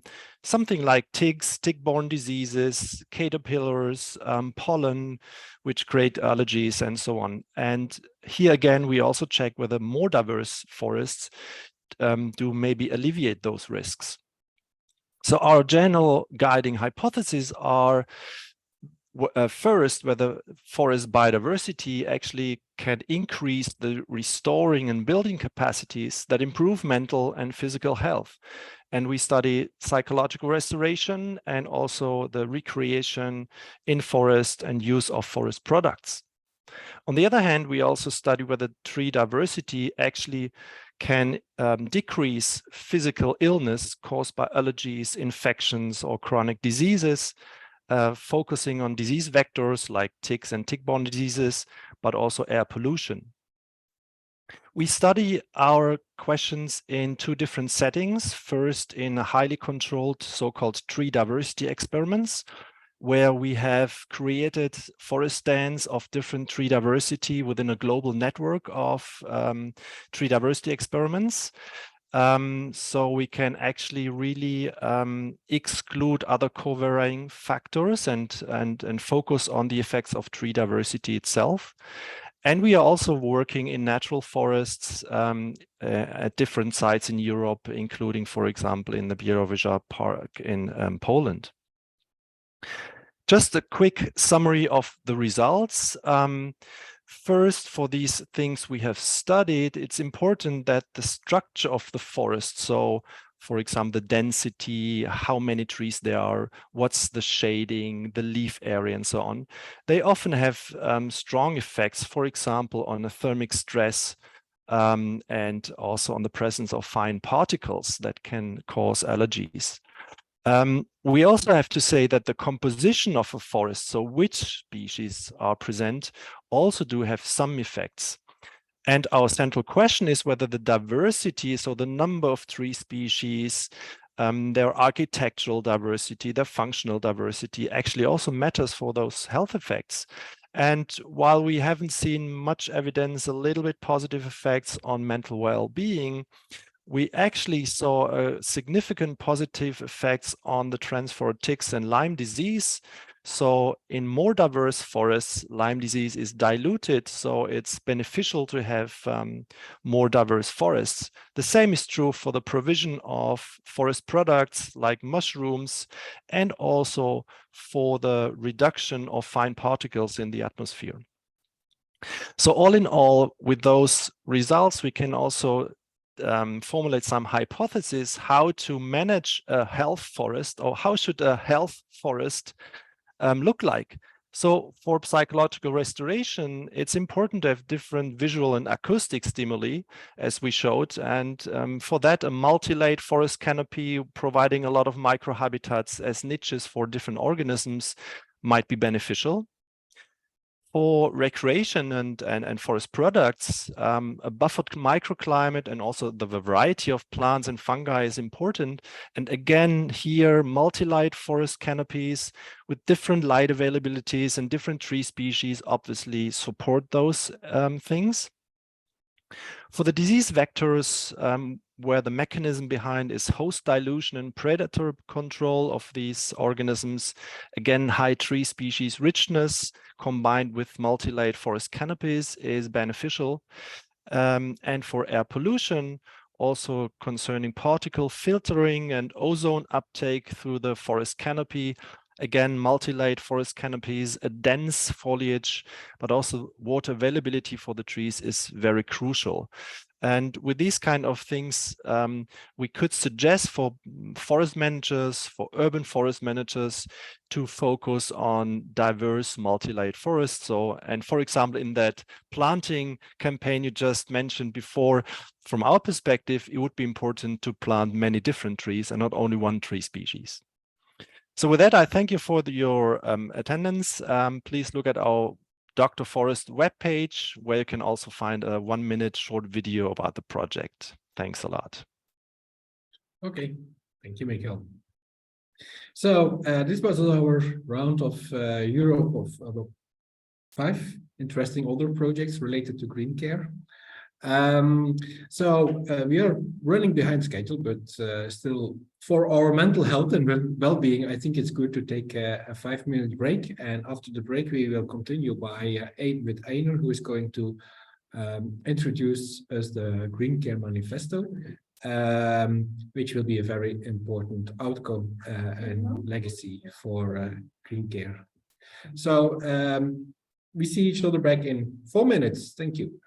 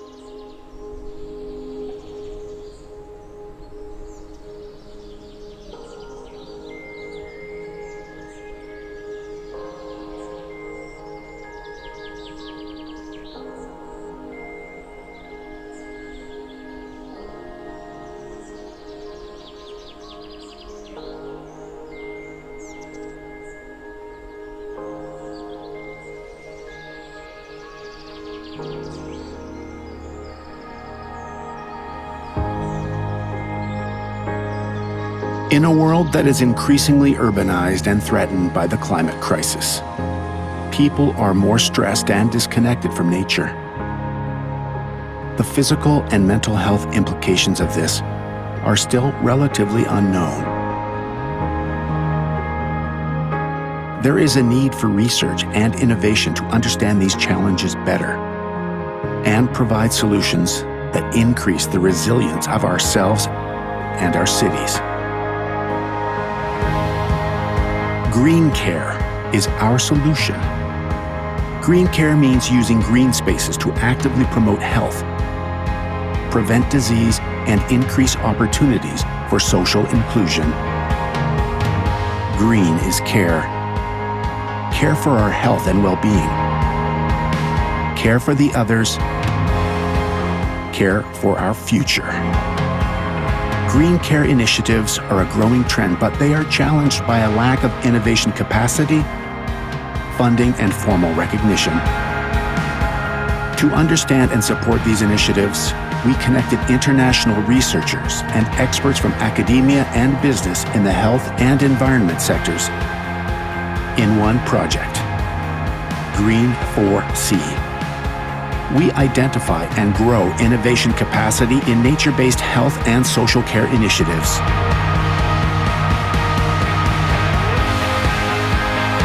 For this reason, we have been building an international community that fosters connections between people working and interested in green care, the Green4C Alliance.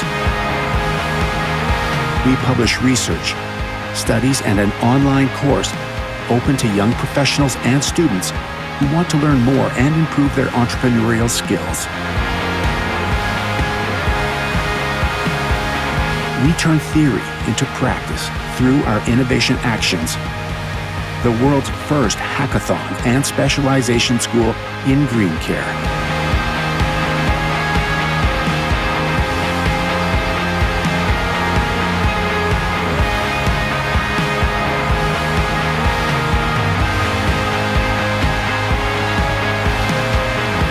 start your green journey, join our alliance.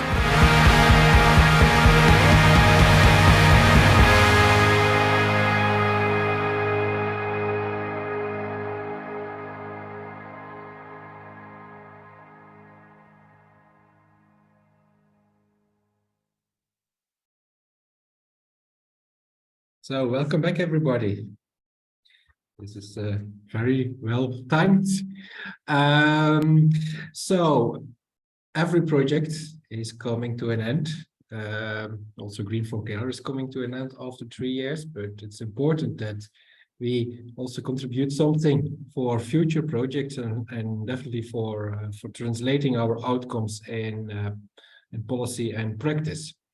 So that's why we have been drafting this Green Care Manifesto that will be introduced by Ainur. Ainur is a researcher at the University of Padua. She did her PhD in Padua in the Land Environment Resources and Health program. And apart from doing scientific research, she also has been working in consultancy with different organizations. Always working on deforestation, landscape restoration, nature-based solution, green care, and resilience. So, Ainur, please tell us, what have we included in this Green Care Manifesto, and definitely how can people adhere to the manifesto? Good morning, everyone. I hope you can hear me and see the screen. If not, please let me know.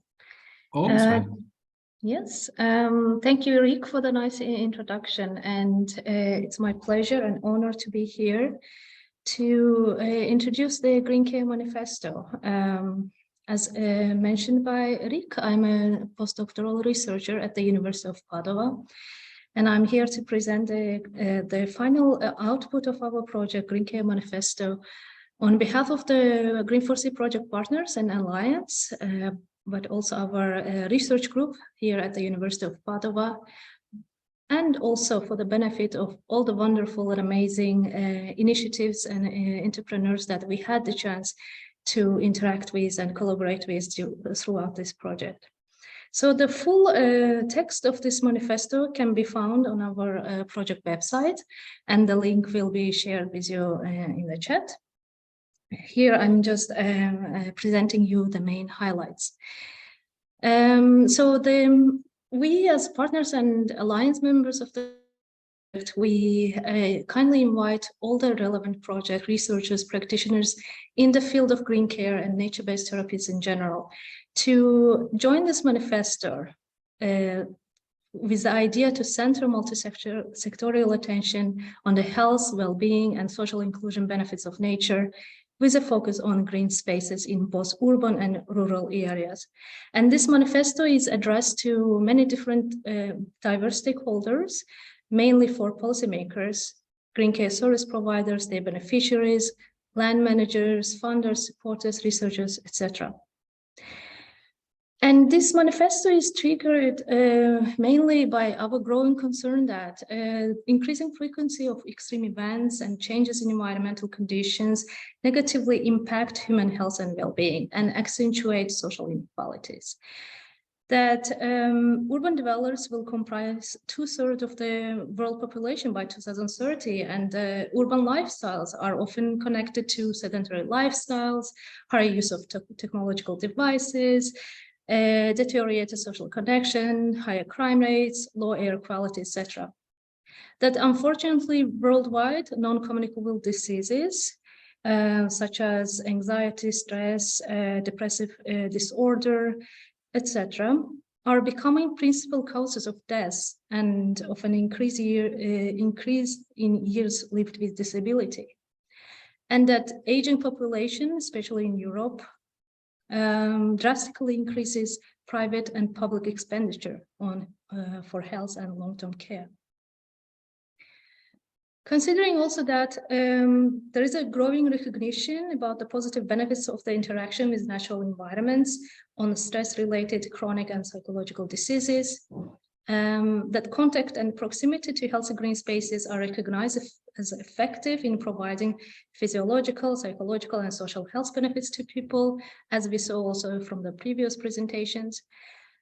And that the challenges brought by the pandemic have shifted our focus towards these benefits even more.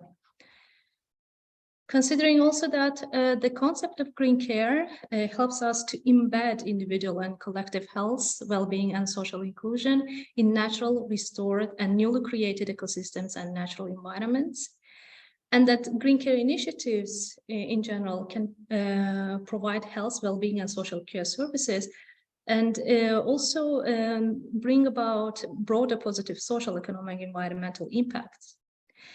And that green care initiatives, they represent a new type of entrepreneurship opportunities. They create green jobs and innovative professions in both rural and urban spaces, areas. For this, we, as a research group and alliance members, we propose key action points. And first of all, we need to recognize, promote, and communicate the effectiveness of green care interventions for the public health. For that, public makers should recognize and give more visibility to the health, well-being, and social inclusion benefits provided by nature to achieve healthier, more inclusive, and resilient communities. Public health authorities should acknowledge preventive health, mental health, and social care as central aspects of public health, and provide adequate funding. Scientists should continue to gather evidence of the effectiveness of nature-based interventions and also tailor the dissemination of this research results to policymakers. Private healthcare and insurance company should promote the application of green care approaches by recommending them to their clients. And all relevant green care stakeholders should communicate about the importance of green care to others. Second, we also need to integrate health, well-being, and social inclusion concepts into nature management planning and practices. This is very important. In collaboration with green care providers and healthcare professionals, researchers, and practitioners in the field of natural resource management, we should develop and integrate the criteria and principles focusing on human health and well-being into the natural resource management planning and practices. Local governments are also important. They need to support the creation, identification, and management of green spaces in rural, urban, and peri-urban areas. Landscape architects, urban planners, and local governments should integrate the perspective of green care into the conceptualization, design, and development of smart cities and urban regeneration projects. While doing all this, we also need to be very mindful of the issues of access, equity, and fair distribution of benefits. Policymakers should develop policies and regulations to facilitate access to both public and private resources, recognizing the right to clean environment and health, well-being, and social inclusion benefits of nature.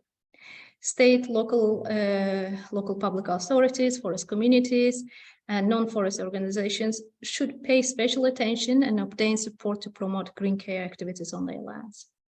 And local authorities should be mindful of risks of green gentrification and address related social inequalities. Of course, we cannot achieve all the above mentioned points without proper recognition of a diverse range of contributions by green care providers, service providers, encouraging the development and facilitating their access to funding. Policymakers should support this study and encourage the broader societal, environmental, and economic impacts of these initiatives, and also highlight their multifunctionality. Policymakers and public health authorities should contribute to distributing the positive impacts at a large scale in a systematic way. Policymakers should recognize the potential for diverse innovation, such as technological, organizational, institutional, etc., by these green care providers, in line with the European Green Deal. And in order to contribute positively to society and engage in a continuous innovation, these green care providers need adequate recognition in terms of institutional and legal clarity, and recognition on the role and responsibilities. Public actors should also ensure financing opportunities for Green Care initiatives through diverse means and payment mechanisms such as payments for ecosystem services. As Green Care is a multidisciplinary and cross-cutting theme or area, we need to avoid silos, create multidisciplinary and multi-departmental collaborations, and especially involve citizens. For that, Green Care service providers, researchers, and the conventional healthcare sector should seek collaborative arrangements and interdisciplinary learning for gathering evidence on the effectiveness of Green Care approaches. Researchers should support Green Care initiatives in monitoring and evaluation of the impacts, as well as in conducting longitudinal and systematic impact studies. Policymakers should focus on making funds available for the development and continuous research on the topic of Green Care and nature-based interventions to ensure the development of science-based results. Researchers, landowners, and policymakers need to identify, analyze, and address trade-offs, possible conflicts, as well as synergies between traditional land uses and Green Care activities to improve governance, land use management, and planning. And policymakers should aim to facilitate these processes by creating spaces and providing platforms for promoting knowledge transfer and sharing good practices. Last but not least, policymakers and municipalities should encourage social innovation and citizen participation in Green Care activities. This can range from access and active use of green spaces by citizens to citizen science, open source nature trail, and biodiversity management, database development, etc. Last but not least, we need collaboration for the development of common quality standards and protocols for clinical interventions using nature. And national authorities and research organizations should lead the process of defining common quality standards and systems of quality assurance and periodically revise them. Through stakeholder consultation processes, scientists and healthcare professionals, practitioners should lead the process of creating protocols for clinical interventions using nature. That's all for now. As I mentioned, the full text of the manifesto can be found on our website. It's already shared in the chat. And we invite you all to read the manifesto carefully. And also, if you want to adhere to it, use the following link that will be shared in the chat already to join us in this manifesto to promote Green Care even further. Thank you very much for your attention, and we look forward to your questions. Thank you, Ainur. So we invited a couple of people from the field outside of the consortium, outside of the Green4Care group, to reflect on the manifesto. We have Dorota Sienkiewicz. I'm sorry for my pronunciation. Dorota is from EuroHealthNet. We have Jan Schmid from the Healing Forest, the international certification mechanism for the healing forests. We have Amila Meskin from Justafor, which is the association of national forest owners in Europe. And we have Nathalie Moriarty from Scottish Forestry. And we have Marjolein Eelings from Wageningen, who is within the consortium, but she's replacing somebody who had to cancel, unfortunately. So all five of you have received an opening question on the manifesto. And we will start with this opening question. But you are also invited, of course, to reflect on other items of the manifesto. And also you, the people in the audience, please feel free to ask any questions or give any comments on the manifesto and what Ainur has been saying through the Q&A tool. If you think in the audience that something is missing, if you think something is not appropriate to be included in the manifesto, just let us know. And maybe to my colleagues here, Sonia, can you paste the link to adhere to the manifesto, the link to the Google form where people can already sign up to the manifesto. So my first person on my list is Jan Smit. Jan, you're the head of the Department International Certification of Healing Forests. And this is part of Biocon Valley in the German state of Mecklenburg-Vorpommern. Biocon Valley is a network of health economy and life sciences. And the state of Mecklenburg-Vorpommern is very interesting because it's a pioneer in the field of therapeutic use of forests by including this aspect in the local forest law. So, Jan, with your background on certification, could you share with us what you think is necessary for developing certification in the green care sector?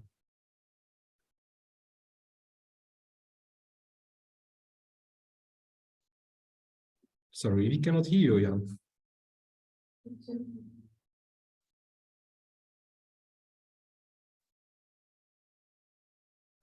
Yeah, check the settings of your microphone.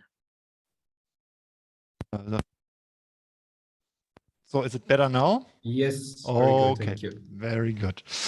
Okay. Yeah. Thank you very much for this introduction. And yeah, so the question was what to consider when starting or thinking about to implement or to set up a certification of healing forests. And of course, I can only look back to our memories or to our experiences when we set up here this international certification office and this international certification standards. And I think what is very important, or my colleague Anne and me, we were thinking about some first steps to think about when setting up a certification process. And I think the most important point is that you should ask yourself what is to be certified. So will you certify a place or an area, or will you certify an application? Because this really makes a difference. We have learned this here as well in Mecklenburg-Vorpommern, because we decided to set up a certification system for forests, so which means for places and for areas. But it can also be of an advantage to set up a certification system for certain applications, like forest therapy applications or whatever that applications that can be implemented in a certain forest or in a green space. So maybe this is a first issue to think about. And then, of course, when we are talking about certification, this is very much related to standardized processes and to criteria that are valid in all over the world, or maybe not all over the world, but at least under certain circumstances. So for this aspect, it's important to set up evidence-based criteria. So what is the basis, or what are the criteria you want to build your certification on? And then, of course, these criteria should be discussed and validated with an interdisciplinary team of researchers, of practitioners, to also to ensure the international recognition of these criteria. And so I mean, this also depends a little bit if you really plan to have a certification process that is valid internationally, or only for a limited area of your country or of a continent, whatever. So this is also important. But I think the most really important thing is to have this set of criteria that is discussed with experts, and this is also recognized and acknowledged among an interdisciplinary team of experts. And when this is achieved, then of course it's important to design a standard or a standardization process to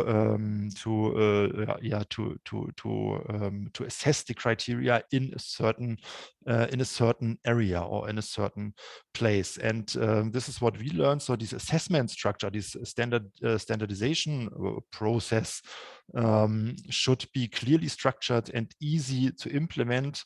And should also be undergone by independent and impartial experts that makes sure that this set of criteria is implemented in the same way by experts that are impartial, so that they are not somehow influenced by the people that would like to have this healing forest, in our case, implemented. And when you have achieved this, then of course it's also important to roll out the process in a large scale to avoid patchwork offers. So this is, at least when you look at forest therapy and also the healing forest issue, it's what you can see is that there are many different offers, and these offers, they are differing very much in quality and approach. So I don't know if this can be changed or whatever, but it's from our perspective, it would be very helpful if there are not too many patchwork offers, at least in a certain area that you are addressing. For our example, then it would be now healing forest. So, but we are still working on this. We will see whether we will be successful or not. And yeah, of course, then if it's achievable, or if this is planned by you, then of course you can see if this certification process can be implemented on a larger level, like on an international level. But what should be considered is that there's quite a high competition. So this is what we are also recognizing in our daily work, that we are not the only ones that are offering certification process for healing forests. So we even see in Germany that meanwhile each federal state starts to run own certification offices, and so we don't know where this will end up, but this is also an issue that should be addressed, or at least taken into mind, that there's quite a high competition. Okay, yes, thank you. So is there anyone from the panel who wants to chip on this issue of certification? Maybe Natalie, you're also working in the field, getting your hands dirty to say so. So from your experience, do you think this certification is important? Thank you very much for inviting me to be on the panel. Yes, so we've set our own sort of certification standard that we can then share with the health service so that they know what our standards are, but we've also developed them with the health service. So this is just for Scotland. So together with the health service, we developed our standard policies and procedures, our standards of delivery, a quality assurance program, so that people who refer to our program know what they're getting and what the evaluated outcomes are of our program as well. So it's very important for us, and it creates a relationship of trust as well, so that healthcare practitioners know if they refer to your program, this is what they get, and this is the outcomes that they can expect in their population that they're referring to us. Okay. Hope that makes sense. Yeah. Yes, thanks. Thank you. Time is running, so I think we have to move to the next panelist. Marjolein, you do not need any more introduction.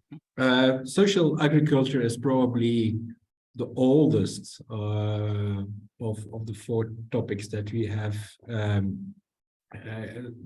been dealing with in Green4C. So do you think that the manifesto is missing any opportunities for social farming? Mm-hmm.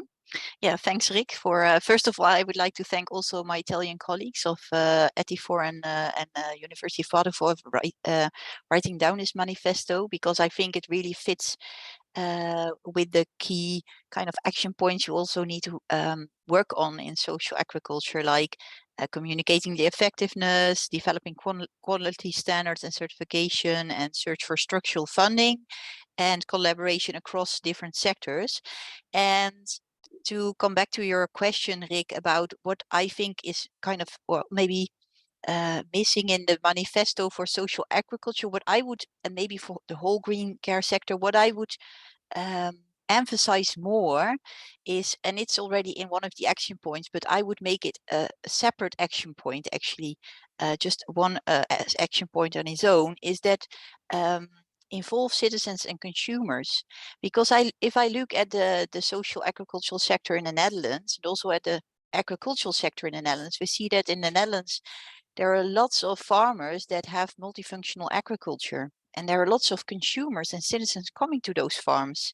And with that, there is contact between farmers and consumers. And I think that's a very key success factor in kind of changing things, not only changing consumers' behavior in consuming products or having a kind of image on agriculture or an image on nature, or even have education on what nature is about, but also on the behavior of farmers, because consumers, they are the ones that are buying those products, are buying, they are actually the consumers. So they are quite powerful.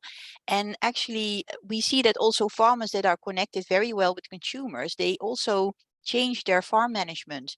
So they choose other products or crops, or maybe choose to go organic. And I think that's very powerful. And what we saw in the Netherlands concerning social agriculture, the key milestone in our sector is that when the consumer got the kind of possibility to choose for their own care, and that was in 2003, when clients in the Netherlands got their own personal budget to choose to which care institution or to which day activity center they could go, then we saw a really increase in the number of social farmers. Because then it was possible just to have a contract between the participant and the farmer, or between the municipality and the farmer. And in that way, social farming got really embedded into the healthcare system in the Netherlands. So it's now actually, we are just the same, on the same level, and the same playing field as healthcare institutions. So I think we should not underestimate the kind of power of citizens and consumers. Also, if we look at all the citizens initiatives that are happening in the Netherlands, for instance, and I think all over Europe, concerning green care, people that like to make their neighborhood more green or would like to improve things. So that's, I think, what I would kind of highlight more in the manifesto. So yeah. Okay, thank you, Marjolein. Well, there is an interesting comment by Dorota in the chat that we also should include the next generation of consumers and school children via school-based programs. Dorota, you're from EuroHealthNet, and yes, you are policy manager at EuroHealthNet. You have a master's degree in clinical and social psychology, but also have been studying international public health. So what do you think about the manifesto? Given your experience as public health advocate, what do you think is required from a policy level to make green care more widely accessible? Yes, thank you, Rick. First of all, I wanted to thank you so much for inviting us, EuroHealthNet, to, and me particularly, to give you our first kind of impressions. And I have to say on the whole project, but specifically on the manifesto, which I read with great interest, because it really falls, on very receptive ears, I have to say, in the field of public health, health promotion, disease prevention, with a specific focus on reducing health inequalities and the health gaps between different population groups in our societies, in our communities, in our living environments. So I read the manifesto, and I really like it. And I have to say, organizationally, I think we like it. It really goes in the right direction. I mean, I didn't really specify or see any particular gaps in it. It speaks the language that we can also subscribe to, but very specifically, kind of tying it back to the question that that Rick, you just posed to me, what's required from a policy level to make the green care, the initiatives and recommendations that you included and the care more widely accessible. I think it will have to do not primarily, but it's part of a kind of wider approach here. The accessibility will have to do with decision-making processes, policy-making processes related to the funding, allocation of budgets. And I've heard it, a lot throughout the text of the manifesto. So I think that's certainly something that needs to be more articulated, and also when and where the priorities for the allocation of funds are being made vis-a-vis the policy makers. So that's certainly something that I couldn't really stress more. And we've seen it, I mean, in the field of health promotion, disease prevention, as part of the kind of wider health budgets. It's just a tiny budget that we have. It's I don't know whether you're aware of that. It's 3% of the whole total health budgets is only allocated to health promotion, disease prevention, really, vis-a-vis the 97% going to treating the diseases, the non-communicable diseases as there are. So definitely for us, for the public health stakeholders, evidence and data, the good practices that you are highlighting, and this being then put on the tables of the policymakers of various levels, and I'm going to come back to that in a second, is really, really important, and it adds to our own argumentation that we've been already speaking of for years. And going back to the different levels of governance and of policymakers, I think it has to be, because I saw it also throughout the manifesto, the policymakers have to do that or should do that, etc. I think it will be important maybe to look into different levels of the governance, and what's an EU added value here, so that what's within the remit or a mandate or possibility to be done at the EU level, and there are windows of opportunity with regards to various European funds, not only the research and development and innovation funds, but also what's the room for the learnings like yourself to be used within the EU for Health program, so the program for really improving health, promoting health, addressing diseases, but also the various kind of strands under the European Social Fund, which really goes into the areas of addressing poverty, social inequalities, and those things, and then of course the various rural development and cohesion funds, and last but not least those related to issues like it was mentioned that the social agriculture, farming, so the common agricultural policy, and funds that I mentioned in the chat, like EU school fruit, vegetable and milk scheme, where there's a big educational component. So there are various things to do it or highlight at the EU level, and then of course how it's being taken up at the national or regional level. And I think I saw in your manifesto some mentions of the regional stakeholders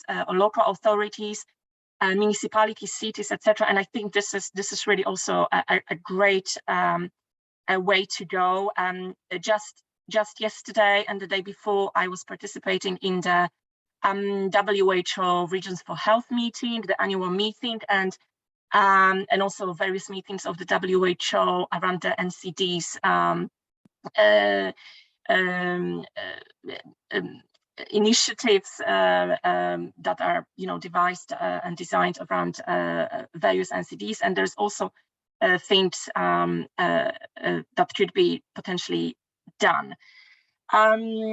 Rick, I don't know how much time I have, if I can go on here, but just what I wanted to say, I think it's important to highlight on this fresh and new and promising approach that you are taking here, especially when we are talking now the language of the narrative of the recovery, resilience, rebuilding, and we see that a lot in the current polycrisis climate, with all the crises piling up on the top of everything else, so that to give people a sense of there is hope, there are good practices, we know what could be done, they are cost effective, and I think the health economics aspect here is quite important, because that's what the policymakers are really listening to then kind of promote it via their own kind of policy or political programs. And but in addition to just kind of highlighting on there's so much return on investment in that, I think the rights-based approach here should also be not forgotten, because at the end of the day, it's about people have right to clean environments, to green spaces, to being protected from all these kind of negative environmental pressures, etc. Specifically when we talk about the future generations, the children's rights, and the links to increasing,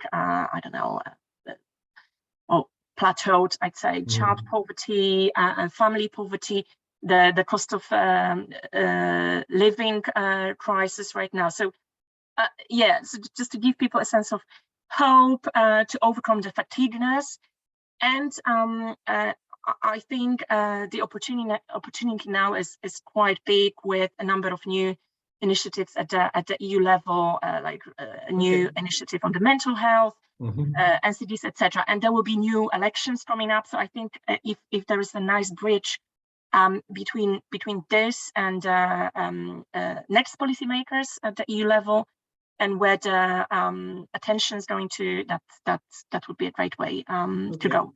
Yeah, thank you, Dorota. I will stop you here. Interesting points you're raising. Also, thank you for the nice words. Of course, we are with Green Care. We are partly working in this preventative approaches, and where only 3% of the healthcare budget is going. Also, you're referring to cost effectiveness, and I think one important point, what we maybe should stress a little bit more when talking to the people in the health policy, is that investing in more nature and green is multifunctional. It's not only bringing benefits for healthcare, it's also bringing benefits for climate, it's bringing benefits for biodiversity. So it's touching a lot of different policies at all different levels. And this brings me to something what I have been saying or telling to forest owners. Sometimes I speak to forest owners about this aspect of human health and forestry, and the time is long gone. I think that forest owners were producers of wood, and that the main economic return of a forest was from wood production, definitely in urbanized areas. So with the wood data, I was saying to forest owners, well, you're not only longer producing wood, you're producing health and well-being. So this brings me to Amila from Eustafor. Mila is working as policy advisor at Eustafor, which is the European State Forest Association. She has a master in mountain forestry from BOKU in Vienna. And Today, Amelia is working on forest-related policies in the context of climate change and biodiversity, but hopefully also in future on forest policy for health and well-being. So, Amila, sorry, with your background working with state forest owners, what can national forest agencies do to increase the benefits of green care to society, do you think? Hi, good morning, everyone, or good afternoon. Thank you very much for inviting us at the panel. It's it's quite refreshing topic, and I think professionally this is the first time I'm in such a setup and discussing this topic. So, like to start to answer this question, I think I have to first maybe put a bit of context what is USTAFOR and a bit on forest manager situation. USTAFOR represents state forest management organizations around Europe. The office is based in Brussels, and we mostly work with policies at the so-called EU bubble, right? And actually, yesterday I was at an event that now inspired me to start talking about like forestry and situation is like where professor from Wageningen University mentioned that in Europe we never had, since medieval time, we never had so many forests, so much area under forests, and at the same time the requirements or expectations have never been either that high. The number of regulations never been that high, and at the same time we I think have the lowest number of people interested to be involved in forestry and forest related jobs. And when talking about these expectations from forests, they are usually kind of often triggered by the demand side, whether we are talking about carbon sequestration, that is kind of to have this net zero emissions that are done by the emitting sectors. And today we talked about industrialization, air quality, that kind of should be in a way compensated or treated by forest ecosystem or within forest ecosystems. But at the same time, forest ecosystems are quite complex and they have their own natural limitations, like as ecosystems, but there is also cost related to their management. And the real kind of answer or question to your question would be how to balance all these demands without endangering the environmental integrity, right? But also to secure economic aspect. And in that regard, there's like, for state, I can only talk on behalf of state forests that we represent as USTAFOR.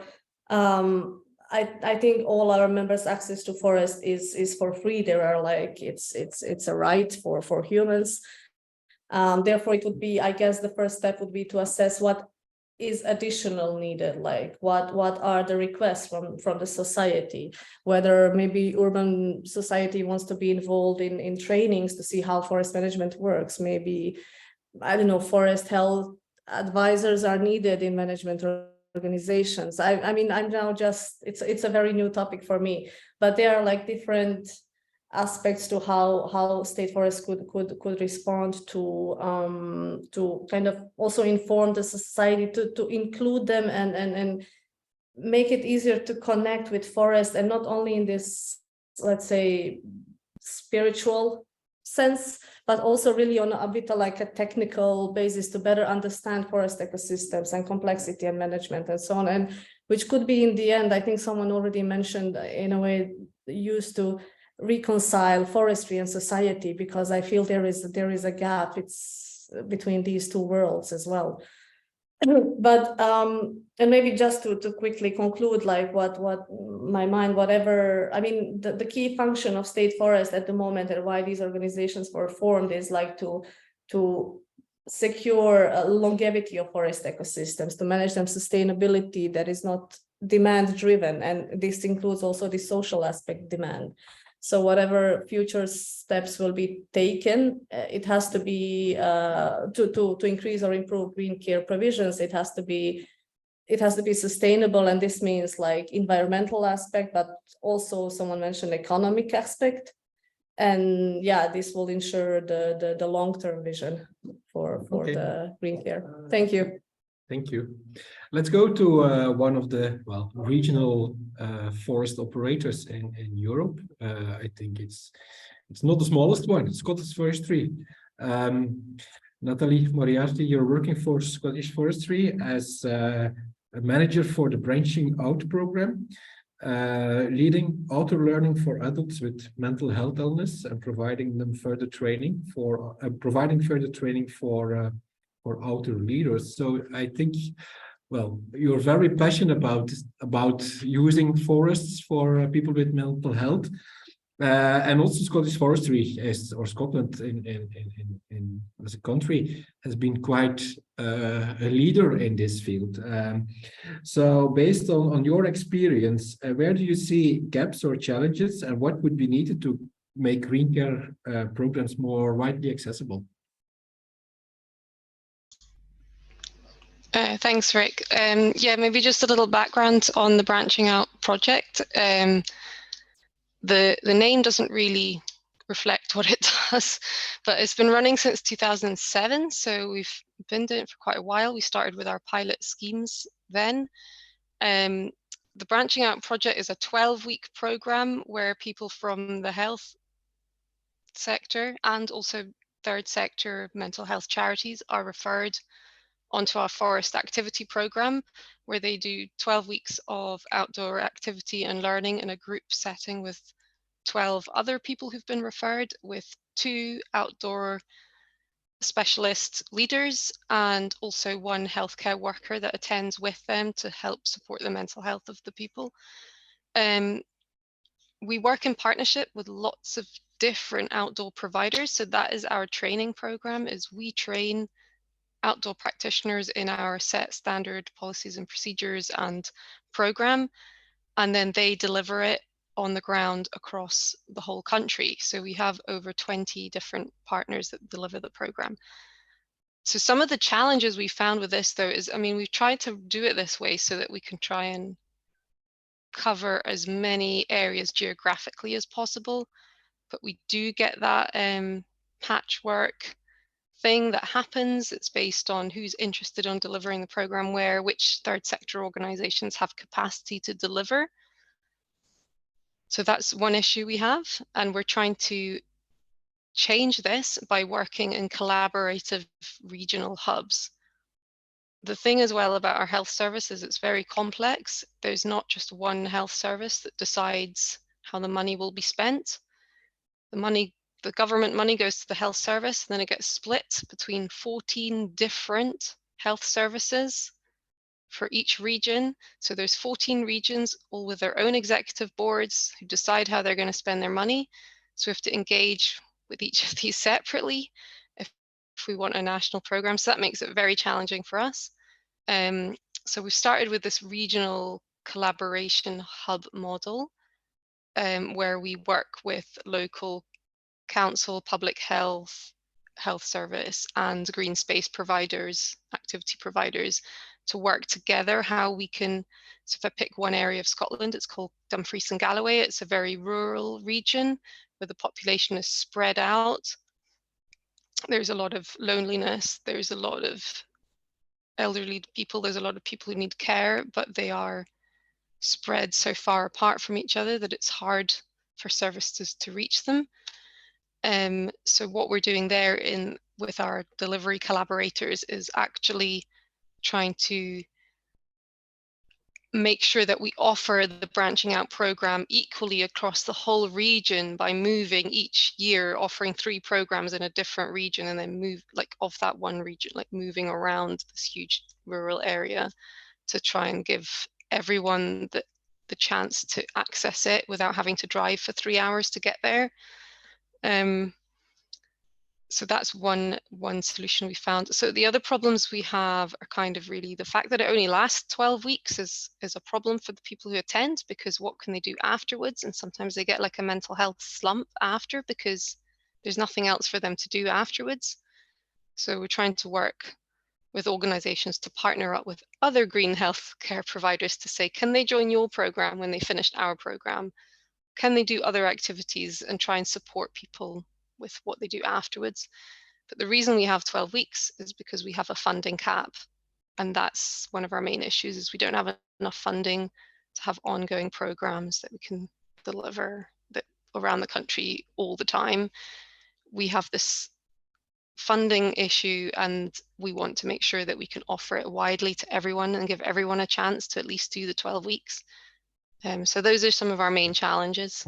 Yeah, thanks for listening. I'm happy to answer questions. I can put my email in the chat box. Yes. Thank you. Thank you.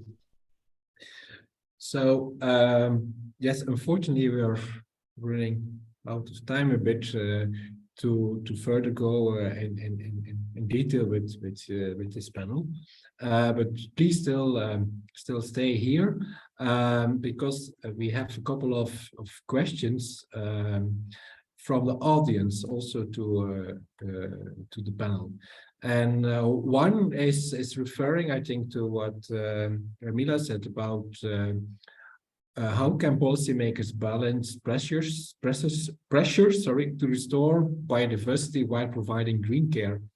If there is a perceived or actual conflict. It's a question by Tamsin Constable.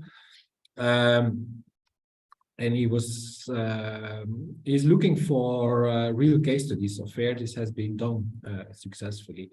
So I don't know if any of the panel has experiences, maybe Natalia or Marie-Hélène. I think you are close to the fields. Maybe you have such kind of real practice experiences, or other people from the panel, or maybe any of the speakers. Probably thinking, Katrina, you have also been working with boots on the ground. So have you ever experienced issues where biodiversity and green care are clashing?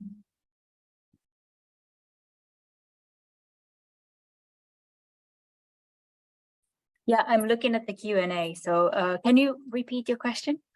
Yes, the question is, have you been experiencing cases where biodiversity and green care have been clashing?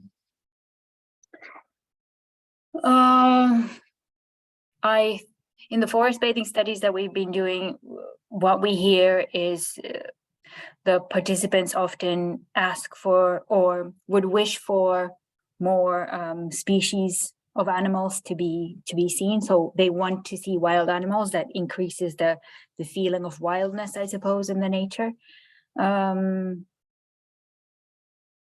It's tied to preferences. This is the only thing that I can now think of. People's preferences of different species and more open spaces. And the forest where they were taken for these forest bathing studies, some of them, the commentary was that there should be more open spaces, closed spaces, but it's not really, you cannot really draw a general line because there were a lot of variation. So preferences. Okay. Yeah, well, Rick, maybe I'm not an expert in biodiversity, but what we see in the Netherlands, again, to come back to consumers or citizens, that if we look at research on farming and, for instance, herb-rich grasslands, we see that consumers in the Netherlands really like that farmers do have more, species on their farms and have, well, also of course with a nice view for the consumers and tourists. But what we see from social agriculture is that often when social farms change into or farms change into social farms, they are often also changed into organic. So in that way, I think, yeah, well, we know that biodiversity on organic farms are, it's higher than on regular farms. So I think in that way there is a connection.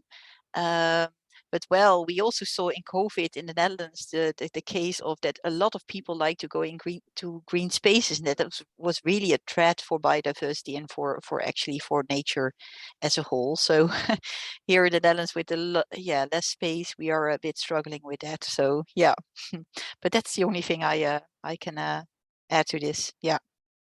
Mm-hmm. Okay. Thank you. Well, I think, I see a hand with Katrina. I'm sorry, yes, Katrina, I didn't see. Yes. Yeah, I just thought of something else to add to that. So especially in Belgium, where we have really scarce forest cover, so there is a clash between, in some forests, it's very strict which areas you can use. And these are, of course, the most interesting most interesting for forest bathing as well. So there's always a compromise to be found. Luckily, in forest bathing, the guide is able to guide the participant to seeing the details and that they would otherwise not necessarily see. So there are workarounds, but it is indeed something that we are pushed to use certain lands that are not necessarily that biodiverse. Mm-hmm. Yeah, I think some of the conflicts are bound to more, I would say, intensive type of forest use, mountain biking, horse riding, but maybe I'm missing the knowledge. I assume that most of these of the urban green of the green care is more, yeah, a less intensive type of forest or nature use, more walking, mindful walking, and so on. So in this sense, maybe the conflict between, there's a higher conflict between forest, all other types of forest use and biodiversity or other forest operations than really with this green care type of approaches. Maybe let's go to another question. Matilda, are you still online? Because the question is for you, and it's a question from Michael Scherer Lorenzen. Matilda, maybe you can already start your video. No, sorry, I'm here. I just struggling to turn myself on. I was about to say, okay, no worries. To turn on the okay, here we go. Start video. Here I am. Yeah, okay, an interesting question, I think, from Michael Scherer. So he's referring to the positive effects of green spaces that you showed. On the other hand, so and you also mentioned, Matilda, that living in urban areas is putting pressure on people. But on the other hand, Michael is saying, well, when you live in an urban area, you have much better access to healthcare, hospitals, and so on. So what is the trade-off? Are there any comparative data to judge the benefits or disbenefits of living in urban areas against the benefits of living in urban areas for getting a better access to care? No, I'm not aware of particular studies on trade-offs and such, but I think it's very important to exactly realize and acknowledge this, that for sure it's a lot of benefits with urban areas, and there's the reason why people are moving into areas, to cities and urban areas. So for me, I think that is exactly what we are working on, right? We have to acknowledge there is a lot of benefits with living in cities, but we then also have to create healthier cities. Car-free cities, for example, is a good example of that. Like in Barcelona at the moment, we are creating these superias. So we are, that's what the city is doing. So to taking the cars out of the streets and replacing that with trees and places for people to interact and have social connection within their neighborhoods, which I think is a very important aspect. I mean, countryside living has its benefits, of course, but that's something we have to. I think, as I said to start with, I think that is the way we need to go to. Maybe create some interactions between the countryside and the city, and create like the countryside within the city, or create greenery, create nature within the city. And there are a few examples of this, like Barcelona at the moment, and also Copenhagen, for example, yeah, pioneers in this. Mm-hmm. Mm-hmm. Okay. I see another question which we didn't really touch about this funding aspect. So Vitalia has a question for Amila on the need for contributions from the green care sector back to the forestry sector. So, Amina, can you explain a little bit what you mean? Do you mean establishing reciprocal benefits or reciprocal relationships between the forestry sector and the care sector, or you're more thinking about payments from the healthcare sector to the forestry sector? I saw the question and I'm not sure what did I refer to, but maybe Vitalia could explain better question, because I'm not sure I referred to this in my short intervention. But if it's about the financial, I meant on in general that financial stability in general of forest management or forest ecosystem is a guarantee of all other deliveries, like environment and social. And this is kind of the point, because if one of these, if there is no economical stability there, you know, it's the long-term vision is then endangered. This was kind of on this side, but not directly to green care sector, or I haven't really developed any strategy in that regard. Yeah.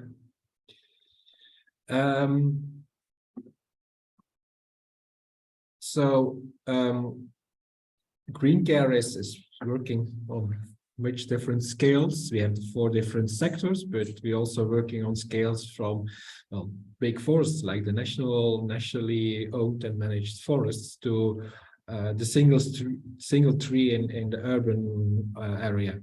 So I think this there is a question by Jan, who is saying or asking, is there a way we can empower communities to work better together to increase their own local biodiversity? And he's referring to the tiny forest movement.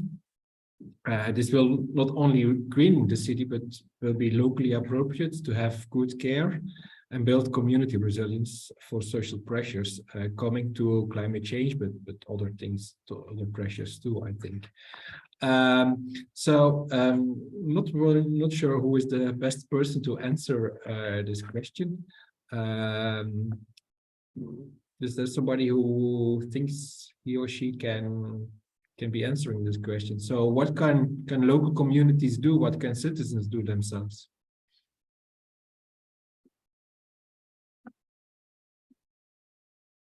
Maybe Matilda, well, you're referring to the transformations ongoing in Barcelona. You have been referring to them already. So is there a role for do citizens take initiative there? Yes, I sort of realized that this one might have come up to me, but then I got very much engaged in a comment by Laura Secco in the chat there. So I will try to redirect my focus. Yes, I was thinking, I mean, I don't have an answer to what we can do to promote or to engage, to get citizens more engaged. Apart from what I said before, which I tend to come back to, I think we should start with the children to get them interested in this topic and for them make it like a natural part of their lives to interact with nature. And I think through that it would be possible, and also with adults and adolescents and so on, to encourage. I mean, there are like community gardens and pocket parks and so on, and what's it called, green anarchy, you know, can plant little flowers and things around trees in the neighborhood. I think in general, by having green around, by having nature around, these initiatives will grow. I sort of believe in the positive spiral there. By having more green, people would get more engaged and work on these things more together, as we understand the value of it more and more as well. Okay. Thank you. Dorota, you want to comment on this or something else? Yes, no, on this one, because yes, citizen empowerment and the participation, all these co-creation processes, that's certainly something that comes up more and more in research projects, but also the policy making, the better policy making in EU as well.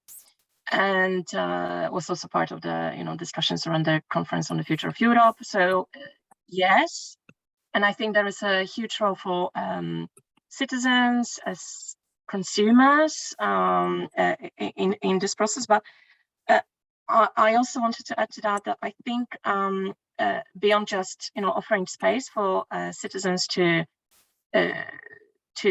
do something, or even giving funds to do something, the kind of equality of opportunities and the skills to be able to take up these on these opportunities should be looked into, because when you even look in urban spaces and neighborhoods, they are not all equal, and in some neighborhoods there are many pockets of poverty, deprivation, where people won't even hear about it or won't even know how to participate and what to do. Many of these opportunities are offered digitally, and I think the digital exclusion plays part in that as well. So something about competences, skills, literacy of citizens, and certainly that's something that starts in schools, plays a role. And I want to say, at least in the public health field, there's a kind of upcoming a movement of so-called caring communities, and we see this being taken up quite a lot in Austria, but also in the region of Flanders. I heard yesterday a lot about this. There are even a kind of departments for the caring communities at the Flemish Ministry for Health and Public Health and Health Promotion, Disease Prevention. So that's certainly something I think that might be interesting. And last but not least, it also nicely ties back into the emerging narratives around well-being economies and economy of well-being, and the donut economics, and it's also kind of very much at the level of cities and regions, so very local things. But long story short, I want to say citizens empowerment, but this embedded in a kind of wider systemic approach to where we see the kind of nutcracker approach as a way to go, I'd say. Thank you. Okay, thank you. Well, I think this is a nice conclusion of this panel session. I see a lot of discussion also on the certification. Well, we probably will try to find a way to process the questions and maybe ask the people who have been addressed in these questions to give a written answer to the questions, and to develop some protocol after this meeting sent to you all. Also, I would like to share with you that the recording of this meeting will be published.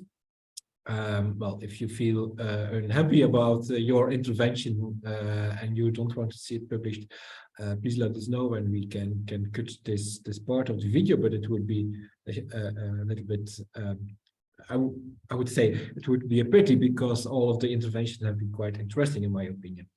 With this, I think my task as moderator of today is coming more or less to an end. Thank you everybody in the panel. Thank you everybody who has been presenting. And we move to Davide Pettinella, who as principal coordinator of the project will close today's meeting. Davide, please. Thanks, Rick. Thanks to all the attendants of this interesting event. I really appreciate a lot all the contents that have been presented and the frank discussion that we had. So a lot of thanks also to the organizer, to Rick, first of all, and Sonia and Rosa. And let me express only present one point as a concluding remark of this meeting.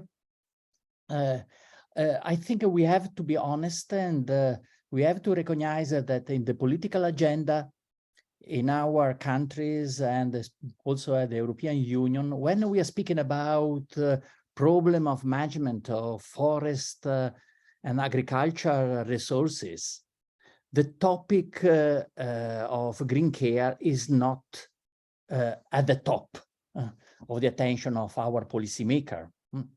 I see, especially in the last months, a huge discussion on this conflicting objective of supporting, defending, protecting biodiversity, fighting against climate change on one side, and on the other side, biomass production, agriculture and forest biomass production, with the aim of supporting the idea of the development of a bioeconomy. And I'm very happy because as a forest economist, this is one of the unique cases in which we were speaking for 3-4 hours and the word bioeconomy has never been used. That is something new, but let me stress one point. We are reducing the concept of bioeconomy. That is a pity for our interest in green care. We are reducing the perception of the concept of bioeconomy to the idea of substituting fossil resources with biomass and supporting biomass production, increased production in rural areas. I think that this bit technological view of bioeconomy is neglecting another alternative view that we have to support. That is a bioeconomy in the sense as an alternative way of organizing our consumption styles. So the matter is not to produce more biomass from agriculture and forestry, to have our cars running with biofuel. The real problem is to change our mobility models. And I would like to use this example to suggest the need by our policymaker to have a total different attitude towards the social aspects connected with the use of rural resources or agriculture and forest resources. We are facing a problem of improving and making the production more efficient. We are facing a problem, of course, of protecting biodiversity, adapting our land to climate change. But don't miss the third element of sustainability, that is social sustainability. Social sustainability may be also the medium to find a proper trade-off, compromise between environmental protection and economic development or financial development. So I think that we should have always this idea in common. Let's try to associate biocare, the social dimension, with a new way of considering bioeconomy through the concept of alternative way of considering understanding the concept of wellness and welfare. With that, I conclude this event, and I really thanks all the participants, and I appreciate that we had almost 70 participants till the end, and of course all the speaker, the presenter. Thanks a lot, and stay connected, of course. Let's consolidate our nice network. Bye-bye. Thank you, Davide. Thank you all. Have a good lunch and good continuation of the day.